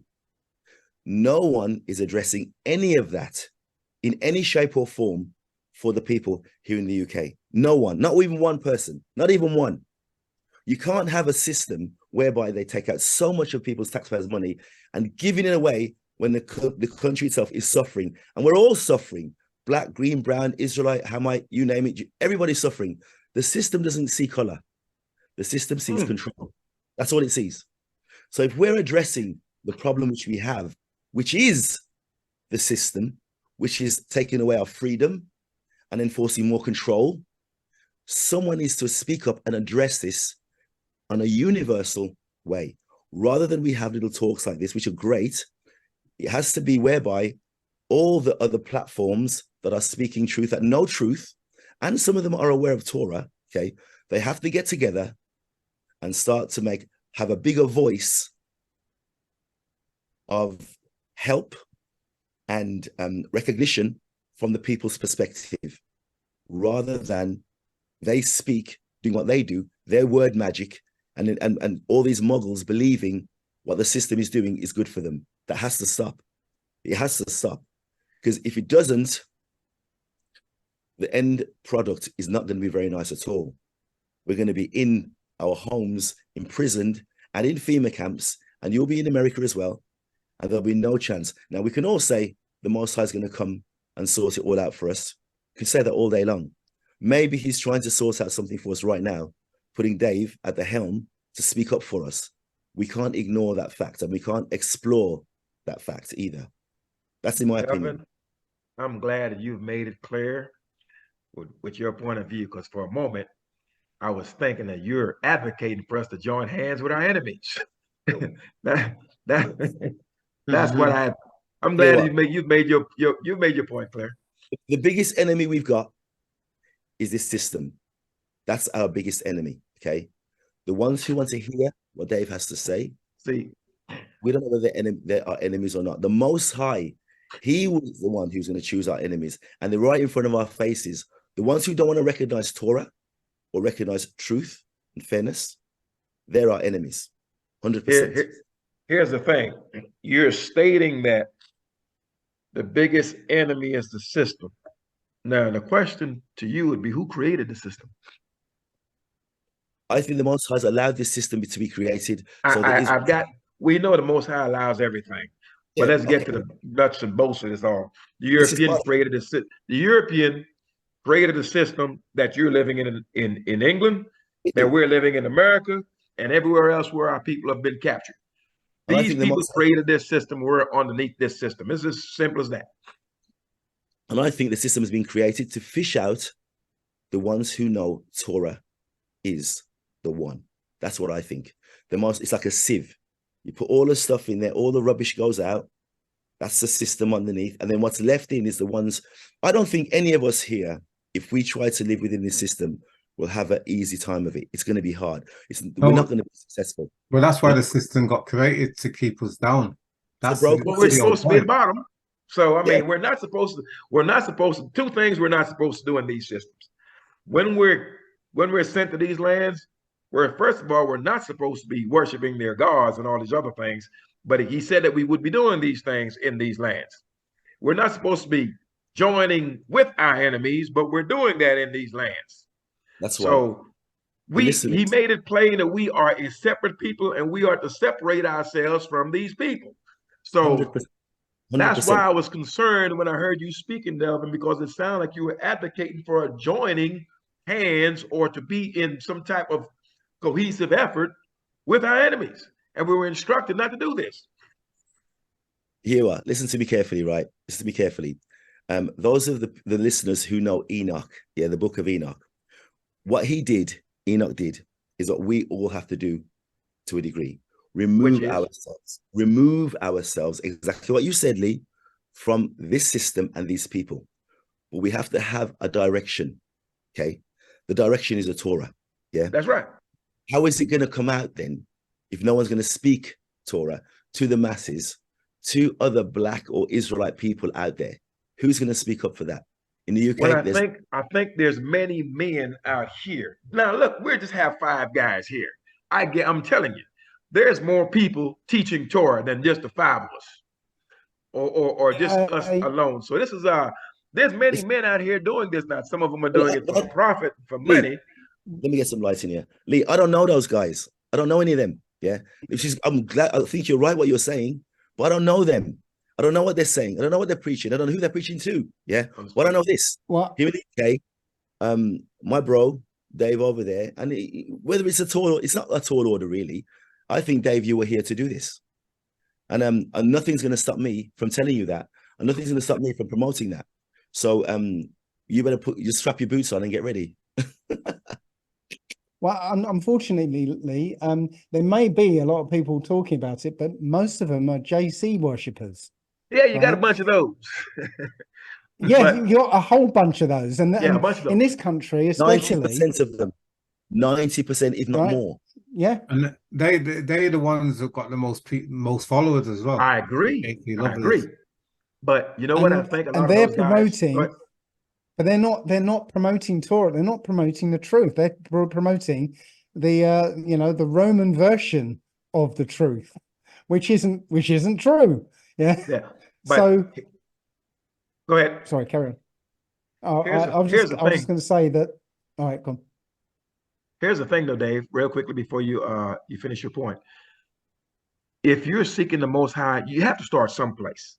Remember, we're going to be refined as gold is refined, and the refining process takes time. So I'm thinking that this is my belief that those who are actually going to seek the Most High with his whole heart, with their whole heart and their whole soul, they may come across those guys. And as they start to continue to seek and study and turn to the Most High with their whole heart and whole soul, the Most High will reveal to them which way is right and the Torah. So I'm thinking there's a lot of people that's going to turn to Torah that's going to come out of these camps, etc. Does that make sense? Yeah, I totally agree. But at this moment, just take YouTube as an example, right? Just as a macro, a microcosm, right? You won't find very many people on there talking about the Most High without putting JC in front of him. Okay. The number of times that I go into a Sabbath and I think, okay, let's hear something uplifting from one of these channels talking about the Most High, and then all of a sudden they're saying, oh, JC says this, and JC's, I'm like, oh, yeah. There's very few people who are talking about the Most High alone without an idol in front of them, right? Well, I tell you what, Dave. Now that you've mentioned that, I might as well give these two brothers a mention. I mean, my channel for certain, Most High, Torah only, Most High alone. Brother Eula ben Yisrrael of Unrighteousness, Most High alone, Torah only. And I want to say the brother that's out of Spain. Let me think of his brother's name. Ooh, I'm gonna have to look him up. But he's pretty strong also, and he's Torah only. I'll mention him in a second. Let me go ahead and look on YouTube. Perhaps you can give us a list. Give us a list. I can't find too many. Oh yeah, brother Israel. Brother Eli Israel. He's on. I want to say when I looked at his information, he's coming from Spain. And he is Torah only. Those are two Torah only men that I know. And I myself also. I mean, I listen to Brother Eli now and then. He reads from the Septuagint. So the translations can be different here or there. But and there may be some differences. But as far as fundamentally, we are to walk in the law, statutes, judgments, and precepts and follow after the Most High alone. We're on that path. Righteousness, brother Yehuda, he's on the same page. Torah only. So those are two that I know that are teaching Torah only. and there may be more. I just not may not have found them just yet. But those are to our only But challenge. as Delvin says, the vast majority of them are JC worshippers, True. and some of them, I'm positive they know what they're doing. They know they're leading people in the wrong way. Being Yeah? paid. They're being paid by the gov. They're being paid to do and say what they do, to keep separatism and to keep preaching anything other than the Most High's law and statutes. And look, because if we come together as a collective, they know they're in big trouble. They know that. Okay. Now, the books that I've read, Jasher, Jubilees, it tells you this. If we come together, it's very, very powerful. In prayer and physically, it's very powerful. But that's their goal, to keep us separate. Now, if those guys who you speak of, get them on here. It'd be great to speak to them, hear what they have to say. But in the UK right now, there is zero, nada, not one. So I can only speak about here in the UK. That's why it's interesting you mentioned these other places. It's great to hear that. It's great. But we need to get things cracking in the UK. We need to get things moving in the UK. That's what we need to do. And as I said, the one who knows the most out of all the people that I know, other than myself, is Dave. Yeah. I want to deal with this on a macro scale for it, and when it comes to our nation. And I hear you. I hear everybody's perspectives, and I respect it all. And a lot of it I agree with. But one aspect is that in order to make a true change, in my opinion, it has to be done by leading by example. Now, if you say we have to live in Torah, we have to separate from the system. And in order for these other Euro Gentiles, other nations to see, they have to be able to see that there's another way outside the system. So that's what we have to provide. So if we're going to separate ourselves, we have to truly separate ourselves. We can't have 1 foot in and 1 foot out. To me, that's hypocrisy. And these people would look at us like, oh, okay, well, y'all talking about separating the system, but y'all still engaging in the system. So in order for us to really make a true change, I think we have to find some way to separate completely from the system and lead by example. What would be the reason why the people would want to follow Torah? What's the distinction? Right. First of all, I said this a long time ago. Some of the people that Dave speaks to, that I speak to, don't even know the Torah exists. Okay. Even black people, they don't even know the Torah exists. So we have to have some kind of starting point, really. If we want to amalgamate black people, Israelites, and bring awareness to the Torah, okay, to strengthen ourselves in numbers, someone has to speak out about it. So you can't remove yourself completely from the system, because we're in the system, whether we like it or not. So we've got to promote what we know, Torah, knowledge, best way we can. So once you removed yourself, you're not promoting anything then. Yes, you are at one with the Most High, but we do need to come together as a collective, because there's strength in numbers. And I think the Most High has given us an opportunity here for somebody to be in a position here in the UK to speak up for that. So I don't want Dave to remove himself and not talk to people. I don't want him to do that. And I think a lot of people benefit. I do have to say that I have removed myself from the system for the most part. I live off grid. I don't have any of the system's benefits. I don't work for money or anything. I live outside of the system as much as I can do. The only thing I can't get around yet at the moment is not having a passport, because you're not fighting the system, you're fighting the bod at the desk who says, sorry, can't let you on. No, and what I was saying is that basically, in order to, in my opinion, to reach people, you have to give them an alternative lifestyle. You have to show them an alternative lifestyle. If you're saying that the people are upset because of the system and they're being oppressed, taxes is rising, and well, what's the alternative lifestyle? What is something that they can gravitate to? Well, that's what I've been putting forward. I put out 4 videos so far, and I'm writing the next one now, and saying, look, we don't have to live this way. Here's an alternative, and here is it working. Yeah. So yeah. I've got 2 points to make.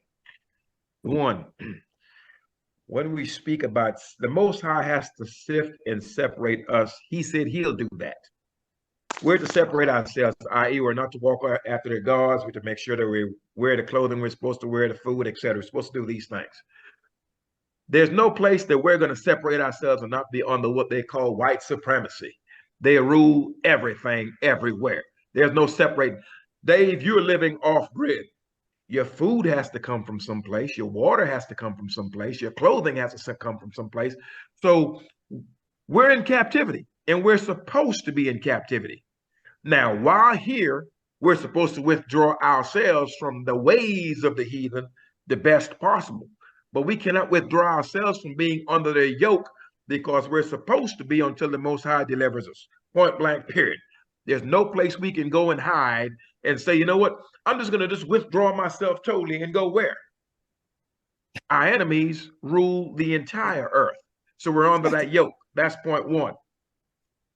So we've got to really be careful with that as far as, you know, do I want to go live in the woods like a nomad? For what?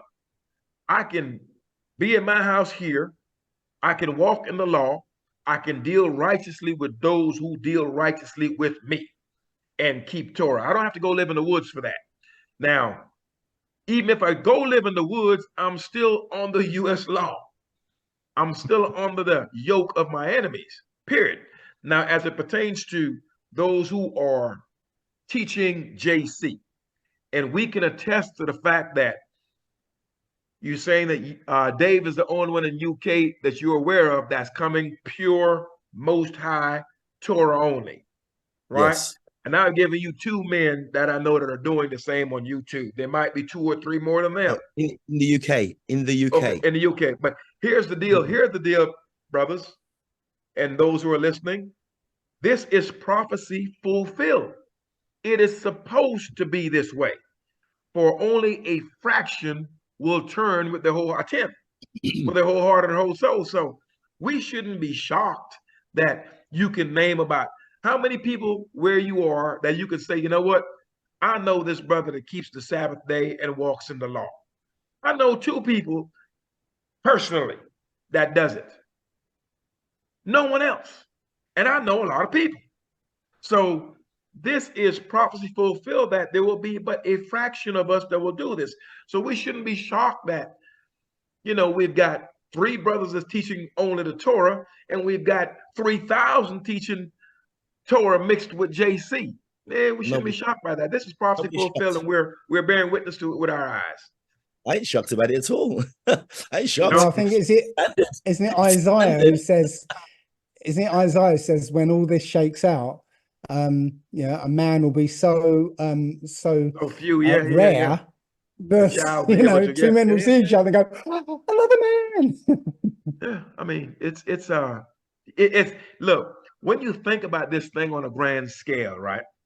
When you think about the law and just some of the things in it, you know, a man can't lay down with another man's wife. A man can't try to lay down with his son's wife. 2 men can't go into the same woman. You're not supposed to steal. You're not supposed to murder, blah, blah, blah. When you think of the law, and then you think of the men that you know and the things that they're engaged in, man, there's going to be some wholesale slaughter going on. And it's not going to be but a few of us is going to stand tall, because all of our peoples are in these types of behaviors. Even the guy that you think, man, that's a pretty good dude. But I like him. He's a good guy. But if you take him and put him against the Torah, he's not so good a guy. You kind of see what I'm saying? So the Torah is a standard, and it is a high standard, and it ought to be. Okay, well, does that guy know the Torah? See, here's the thing. That's why when you spoke and we spoke of this Exodus, here's my opinion of this. We would all like to be to where we're under the yoke of the Most High only, walking in Torah, to where I know I can come to Dave's house and be in the midst of his family, and I'm not looking at his kids or looking at his wife or trying to rob him or something like that. So just being in righteousness. It would be nice to have a world like that. And we will get back to a world like that. But think of how many people we're going to have to kill in the process, because your average person would not, the average American, the average black person in Europe, France, etc., they were not going to give this up. They don't want to give this up. Well, this is if why a man has, he's not going to do it. anybody listening, I'm not trying to promote killing anyone. That's the first thing, all right? But what I will say, if we push forth Torah, yeah, because we have the means to do so, then we should do so. And that's where, as I said, Dave comes in, as far as I'm concerned. And I'll be behind you, Dave, all the way. Unless you don't want me there, but I'll be behind you all the way, because at least there's someone who can be on a platform that can put forth this righteousness, because there isn't anybody else. That's why in the US, I can see why the US is in a mess, you know. I can see that, because the black people are lost. Those prosperity churches and stuff. People are they're so misled. I mean, everywhere. That's everywhere. Well, it's not so bad in the UK. It's not so bad in the UK. Yeah. That's in Africa. That's in South America. That's in Central America. This is everywhere. But the prosperity, another word for that is nothing but hope.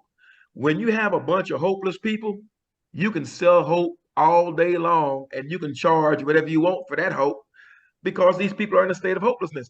Black people as a collective are the only people you can come to with hope. We're willing to buy it. We're willing to buy it because we're in a state of hopelessness. So if we are to remove ourselves from that state of hopelessness, and the Most High's Torah will strengthen us in that regard, then we will see the fallacies of all of these quote unquote prosperity gospel preachers, etc. Because that stuff is not effective unless you're talking to someone who is broke, not just broke financially, but broke emotionally and spiritually. You can reach people like that, those who are lacking knowledge. And if you can reach those people who don't have anything, their financial means are not as good, they're not educated in the law, they haven't read the Torah, etc., and they're destitute, they'll do anything and believe anything. I said it before, okay? Knowledge is not power. That's been fed to us from childhood. Knowledge is not power. Increased knowledge is increased sorrow. Knowing that is the power. Why? Because we can prepare and we can help. Because the more we're finding out about a lot of this place we're living in, the more we're finding out it's all lies, okay? So if we've got someone who can put forth truth in any shape or form, okay, paired with the Torah, which is, we know, the real truth, that's what I have to promote. I have to promote that. I have to, you know. That's why in the US, as I said before, I don't know what's happening over there. I don't know. But in the UK, I want to make a start in the UK to get this righteousness and get this Torah out there to the masses. And so that's what I'm going to do. I think if it happens in the UK, with Dave, exactly, I think somebody in America will follow. Because see the truth, and a lot of people, it could be you, Lee. They read the Bible, but they only know the New Testament. They think that the Book of Remembrance, the Old Testament, that's been finished, so they don't even look at that. They only look at the New Testament with this JC figure, because a lot of people believe that this is the way. They believe that they are walking in the path. That's all they know. But it's difficult because a lot of people won't come away from that anyway. But some people might. I think some already have. Delvin, I've got something for you. I'll put some weight on your shoulders. Oh, bro. You've got this knowledge, right? You've got the wisdom and understanding. Stop putting the pressure on Dave. Oh, won't you go ahead and you start leading too? All right. So stop talking about Dave. I'm behind Dave. No, Dave, tell you what, you cover the east. You cover the east side. I'm gonna cover the west side. All right. Stop trying to put it all on one man. You've got the knowledge. You stand up also. I'll give you that. I think that's a very, very fair question as well. Thank you, Lee. It's very fair. I don't think I have got as much knowledge as Dave or the wealth of knowledge he's got in so many subjects. Most High is gonna do it for you. Most High gonna do it for you. Maybe. And as well as that, I don't think I'm as eloquent as Dave either. And Moses wasn't. He spoke with a piece of speech impediment. You don't need all that. I got rebuttals for all that you got for me. So I mean, you can't beat a man who knows the Torah, Delvin. Huh? True. Delvin, you Okay. can't beat a man who knows the Torah. He'll shoot you True. down at every level. True. I hear that. So, But so yeah, yeah, I think, I you're mean, right. You're right. huh? You're right. But you're right. But what if we just led together? There you go. How about that? Yeah, Together. I mean, look, yeah, we've got That's to, what we're I doing. think, a lot of people are looking for like one man to stand up in some place. I'm thinking we've got so many differences. I mean, Egypt is one place, and I'm certain we were in one area. I mean, now we're across the earth in so many different countries, and these countries are so vast. So one man is not going to be able to speak and reach everyone in the nation. It's going to require the man in the city, the man in the field, the man in the small village. It's We'll going to get an require, army. it's going to be incumbent upon all of us to, whatever it is we know, to stand up in our lot and bring forth that knowledge. We can't just rely upon one man to do it. But this is our job. We're to bring forth the Most High's righteousness. It's a very good point. I'm not really relying on Dave. I'm going to help Dave, and I will put forth other people who can help the cause as well. That's what I want to do. We're kind of reversing it really, because whereas Aaron was the eloquent one, yeah, that Dave is going to be the eloquent one, and I'll be the one who can't speak as well. I'll be the Moses type figure in the background, but Dave can lead it because he's much more, I feel, eloquent than me. That he'll do a better job than me. But And it's here's the fact. well, Still, you both can't be in the same place at the same time. true. I'm thinking when you speak, if the Most High Spirit is upon you, the words will be guided out of your mouth by which you can be influential to those or cause them to turn to Torah with their whole heart and their whole soul. So don't underestimate yourself nor the power of the Most High in that regard. Give me one Okay. second. I'll be right back. Sure. So, Dave, Yeah. I have to say to you, Henry, as well. Yeah. Hope Dawid is still going to come on these talks, but I feel this platform is a good platform to highlight the last hour segment, what we've just been talking about. Because previous to that, why I said nothing before is because we've gone over a lot of this stuff already. We have a few times, and it's great hearing it again. But to me, we've got to try and make use of all this knowledge that we've got, and make use of this knowledge of Torah that we've got, and put it to good use and put it out there to more people. Now, we can sit on here and talk about the Torah all day long, but it won't, well, it will change our situation to a degree. But at the moment, we got to try to get together as a collective here in the UK, I think anyway. And a good way of doing that is having a spokesperson, and I'll aid that spokesperson to speak to the masses about truth and about freedom and how we're under control. So if we can put that forward and someone speaks to us from our perspective, that I feel is a great vehicle to put the Torah out there. And the Most High has given us, Dave, and given us his knowledge. And you, Lee, he's giving you all this knowledge. To have it on here and here alone, I don't think it's the one. I think it's got to be out there to more people and start reaching out to more people. Here's the thing with that, Delvin. The beauty of this type of platform is that, excuse me, what you're suggesting sounds great. Very difficult in application. In theory, it sounds good, difficult in application. You're dealing with a very stiff-necked and stubborn people. The good news about this type of platform is, for example, my channel, I can put forth information. Those who are seeking the Most High, there's people that have written me say, you know what, I was looking at such and such, I clicked on this, and I'm glad that, I found your channel, etc. I've learned so much, etc. So those who are seeking the Most High, they will find him.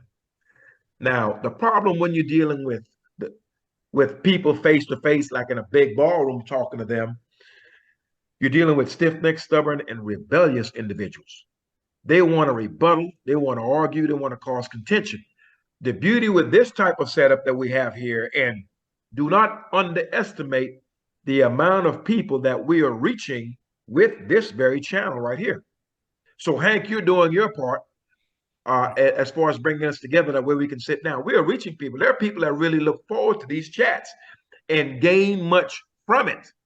So it's not necessary that we be sitting face to face with someone in order for them to get this message. They've got that Torah by their bedside. It's incumbent upon them to pick it up and to read it and to walk within it.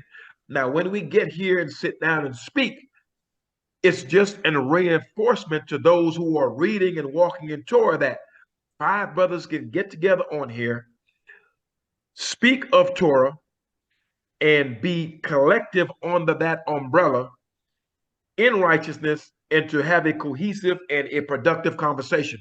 It reinforces that this is possible.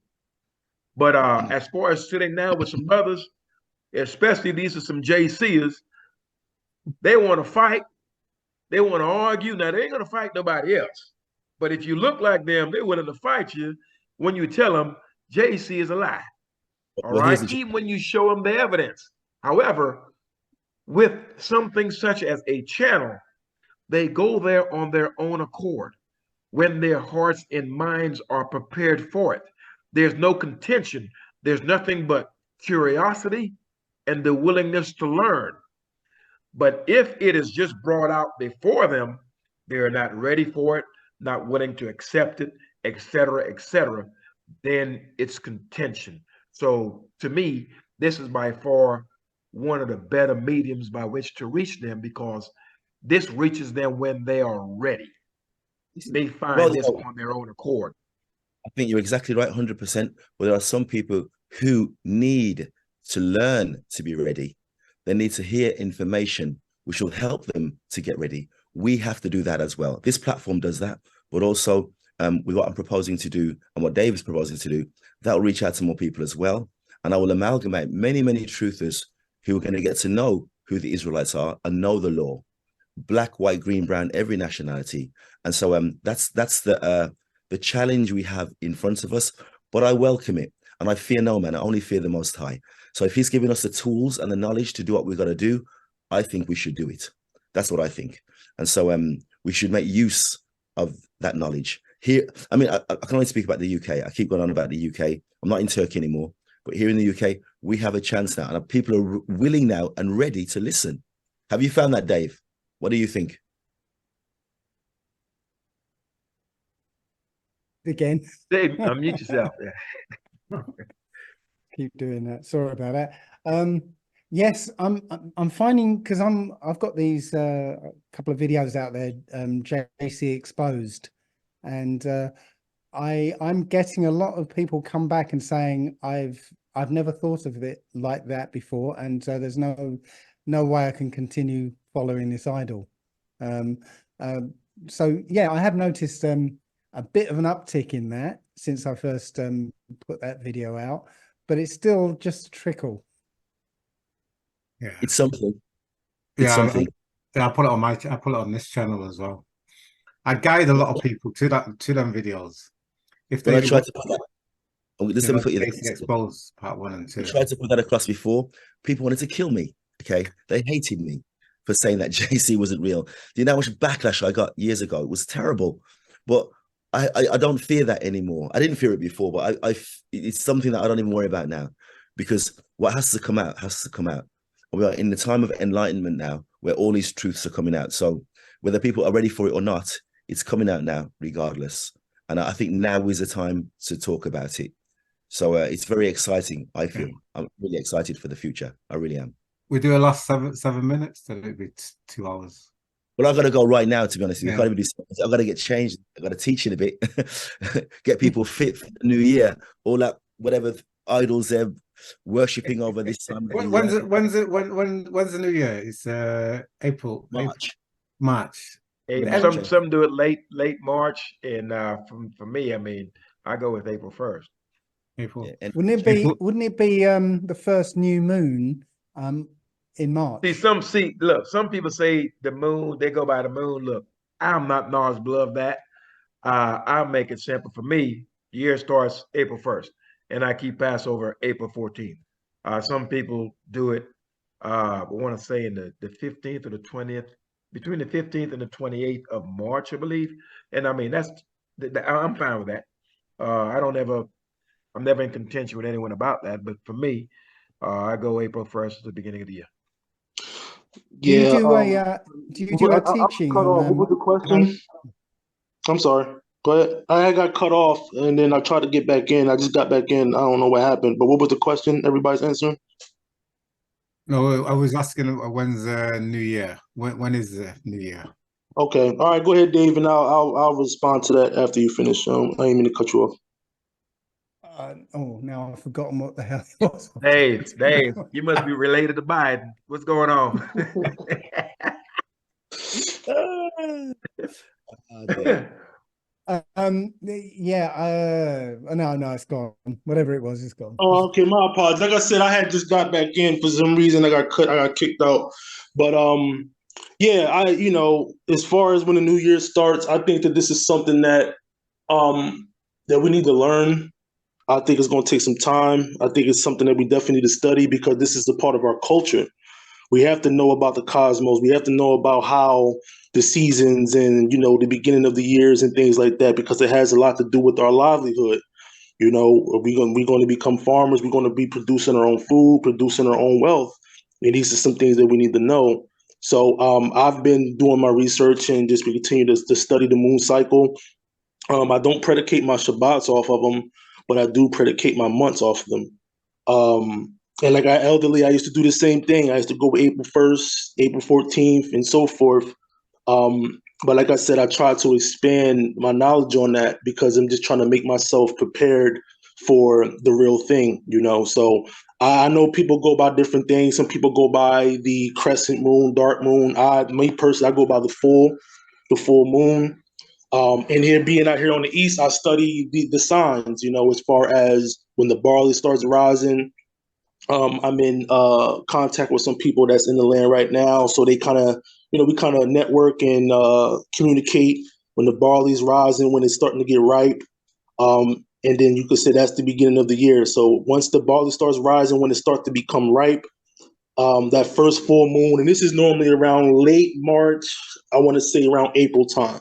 And that's when I observe the new year. Gentlemen, let's I've switch gears really quickly. We've got about 3 or 4 minutes if you want to keep it at 2 hours, Hank. Yeah. Let's give us your opinion on what's transpiring in the land. Right now I've got a cold, and I can blame this on the Iranians. Why I've got a cold because everything that's going on is being blamed on the Iranians. So give us your opinion on exactly what you're seeing in the Holy Land, what you're seeing in the midst of the nations as they prepare for war, and just kind of give us your insights on what's transpiring in the nations where you dwell, what's the sentiment of the people, and what's your feeling towards what's getting ready to happen in that area. Okay, great. So once again, I'm in the peninsula, so I'm about an hour, 45 minutes south of the land. But like I still have people that I talk to and inform me. Some are part of the Demona community, some are outskirts of the Demona community. But yeah, like I said, I think I mentioned this before, and even earlier in this conversation. I'm gonna try to keep it short for time constraints.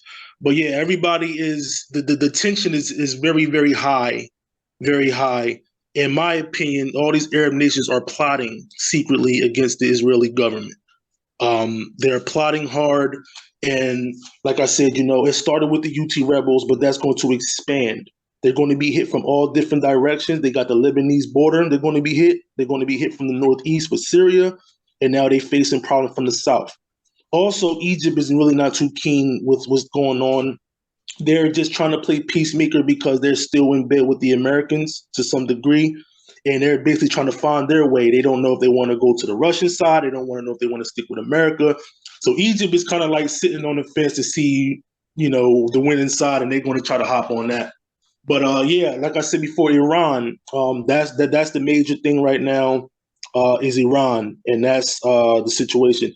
Also, as far as the people, the Israeli population, there's a big divide amongst the population in the Israeli government and the Israeli people, and you might be looking at civil war there because a lot of the hostages that was taken, and it's in Gaza, people are not too keen about that. They just had a major uproar in the Knesset not about a week ago. Yeah, so it's just to sum it up, it's getting terrible. The tension is getting high, and I think those people who call themselves Jews in the land, I think their days are numbered. Brother Dave. Unmute, Dave. Unmute. Got me again. Well, I think that the Valley of Megiddo is something that can't be avoided. Yeah, it's going to happen. Right? The nations are going to descend on that area and fight it out between them. So what we're seeing is the unfolding of that. We knew for a long time that there's going to be a war in that region. Right? Even on their side, they've been planning it. Yeah. So the Most High says that's what's going to happen. So none of us should be really surprised. Again, it's all biblical prophecy. I'm seeing it unfold. Just as a slight aside, I just put out a little video just a couple of days ago about the seat of Satan. Do you know where the seat of Satan is? It's a very No. good video. Well, very good. So sorry, Lee, you said, did you know? No. I mean, it's I know the now. reason why I don't know is because there is no Satan in my view. There is My no view Satan. is a man makes Okay. a choice of whether he wants to be evil or not. Anyway, go ahead. Okay, well, to my mind, yeah, there is an adversary out there that is behind all this woe that we're seeing on this earth. But the New Testament, again, a roadmap for a bloodline, tells you that when it said the seat of Satan is where somebody called Antipas was put to death. And you go and have a look at in history to find out where, who this Antipas was and where he got put to death. You find it's in Geneva, Switzerland. And Geneva in Switzerland is where all the UN is headquartered, The Hague, yeah. the WHO. The Hague. The Hague, the WHO, the International Court of Justice, the Bank of International Settlements, the IMF, all of the evil organizations are all clustered in this in this place, which is always neutral whenever wars happen. And we know that all of these wars are organized by the same group and are funded on both sides by the same group of people. Yeah. So literally the evil, the adversary, right, is right there in Switzerland, in the heart of Europe. Which as you said, Lee, that's where it's all based from. And where Switzerland is, it's right next to Bavaria in Germany, where the Illuminati started. So we're talking about that bloodline, the name stealers, right? Well, Khazaria to Germany, Austria, and Switzerland, and onto the world. Yeah, that's who we're facing. Yeah, sorry, I know I'm going off on a tangent, but I wanted to get that point across earlier on. So, Brother Delvin, in Turkey, well, actually, you're not in Turkey anymore, but No. the Turkish government, they are Muslim, and we know that they were, they're very key in the caliphate and the whole Ottoman Empire. Turkey's played a major role, and they're part of NATO. They're the second or the first largest army in NATO.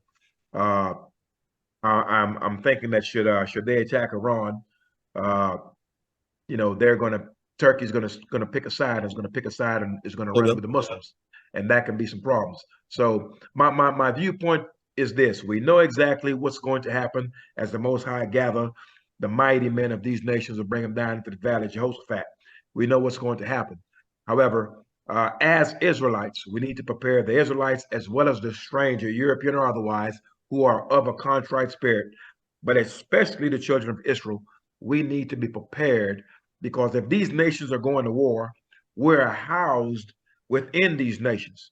So we are to be especially mindful of what's transpiring because when the heat goes down, we get burned. more than anyone else. So we are to be prepared, and we're to pick a side. And the side that we're picking or to pick is not the sides of the nations in which we dwell. Many of us are confused to where you live in America, you want to side with the American government. You live in England, you want to side with the England government or the English government. But the English government has done everything that's not beneficial to you. So we've got to kind of understand exactly where our allegiance lies so the Torah becomes much more important as these wars break out, because I do feel as though as these nations find themselves in these wars, the money gets dumped, economical hardship ensues, then you have a competition for minimal resources. We already don't have access to these resources, so we need to be prepared as far as what to do and how to maneuver should these things occur. And I'm thinking it's just a matter of time, and they certainly will. Brother Delvin? Well, as I said, I ain't siding with this government at all. Okay, we have a spokesperson now, and we have to concentrate on that spokesperson. And as I said before, that spokesperson knows Torah, and he knows what's right for the UK people. So we've got to go forth with that. I've removed myself from a lot of this. I very rarely go out. I'm like a hermit. I very rarely go out. Apart from my own fitness events where I'm trying to improve people's health, their mental and physical fitness, I have no real contact with people outside of my world of fitness.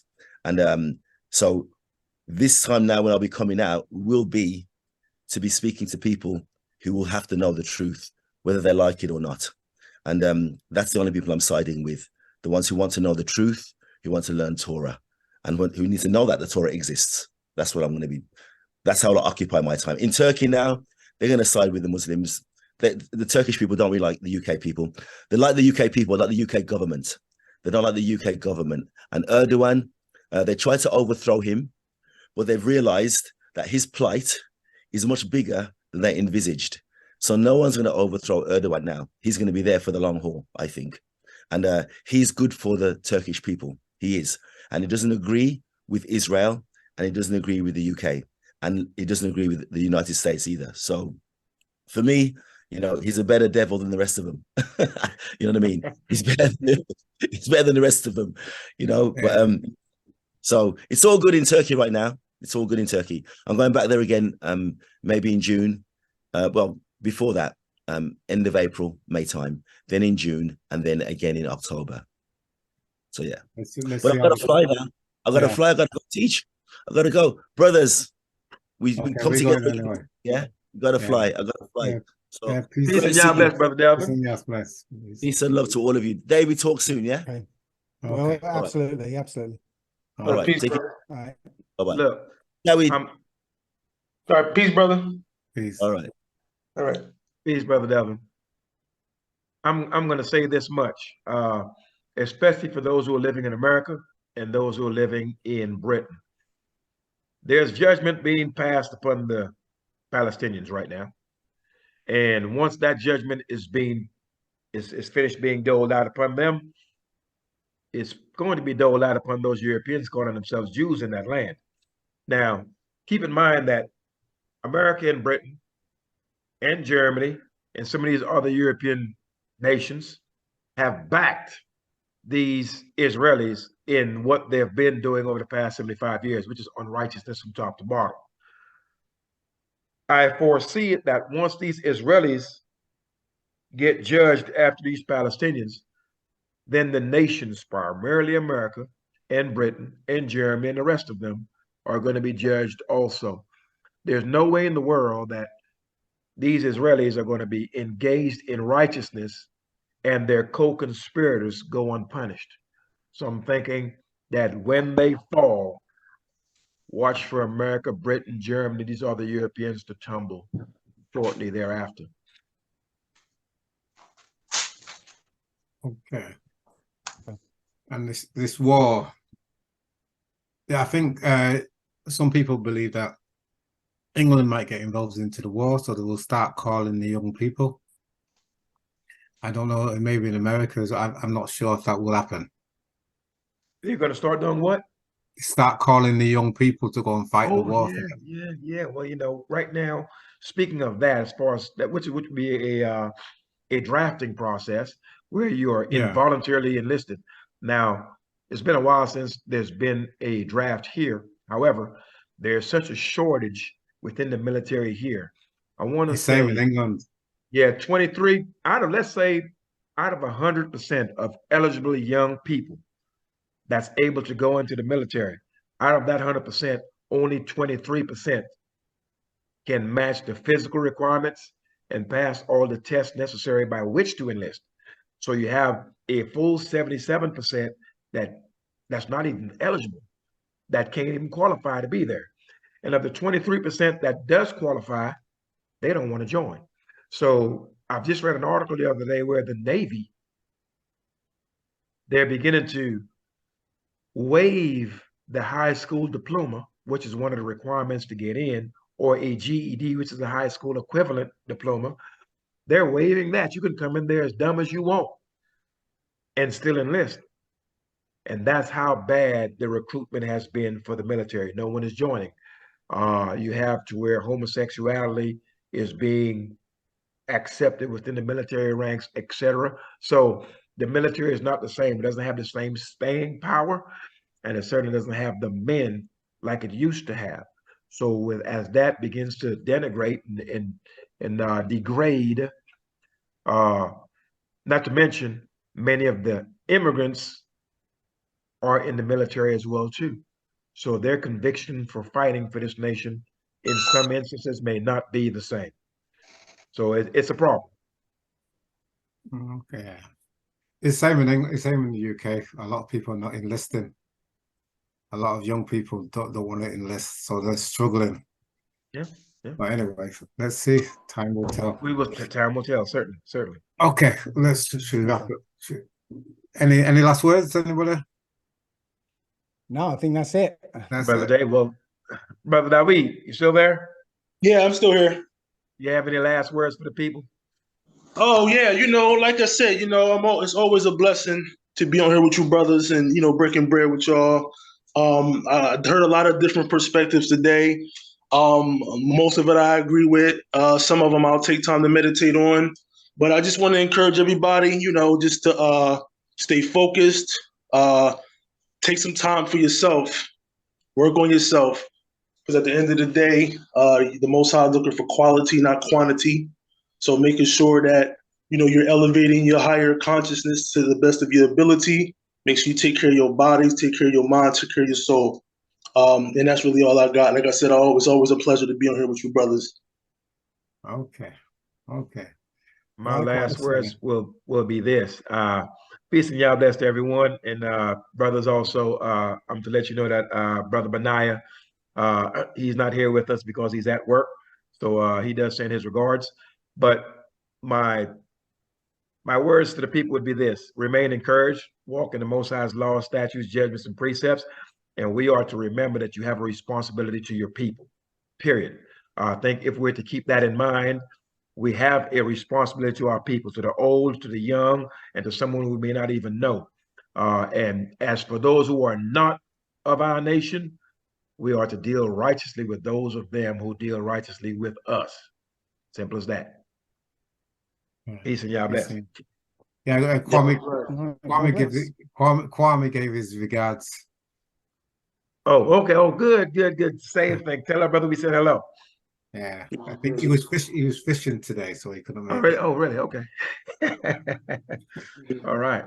Okay. Well, Brother Dave, we'll see you next time. Just to let you know before I go, I saw one of your, I don't know if you would call it a campaign ad. And when I saw it, the first thing I said, "Oh, Brother Dave about to get himself killed." That's the first thing I said. But look, if you're to do this thing in righteousness, man, I mean, and you can get some people to see, quote unquote, I mean, you can't get some people to see the light, but what you can do is, like I tell the people at the channel, my job is simple. I'm going to show you where to look. You with your own eyes will determine what you see. So if you can do that, and cause some people to change their hearts and minds and turn to the Torah with their whole heart and whole soul, then you have done your part.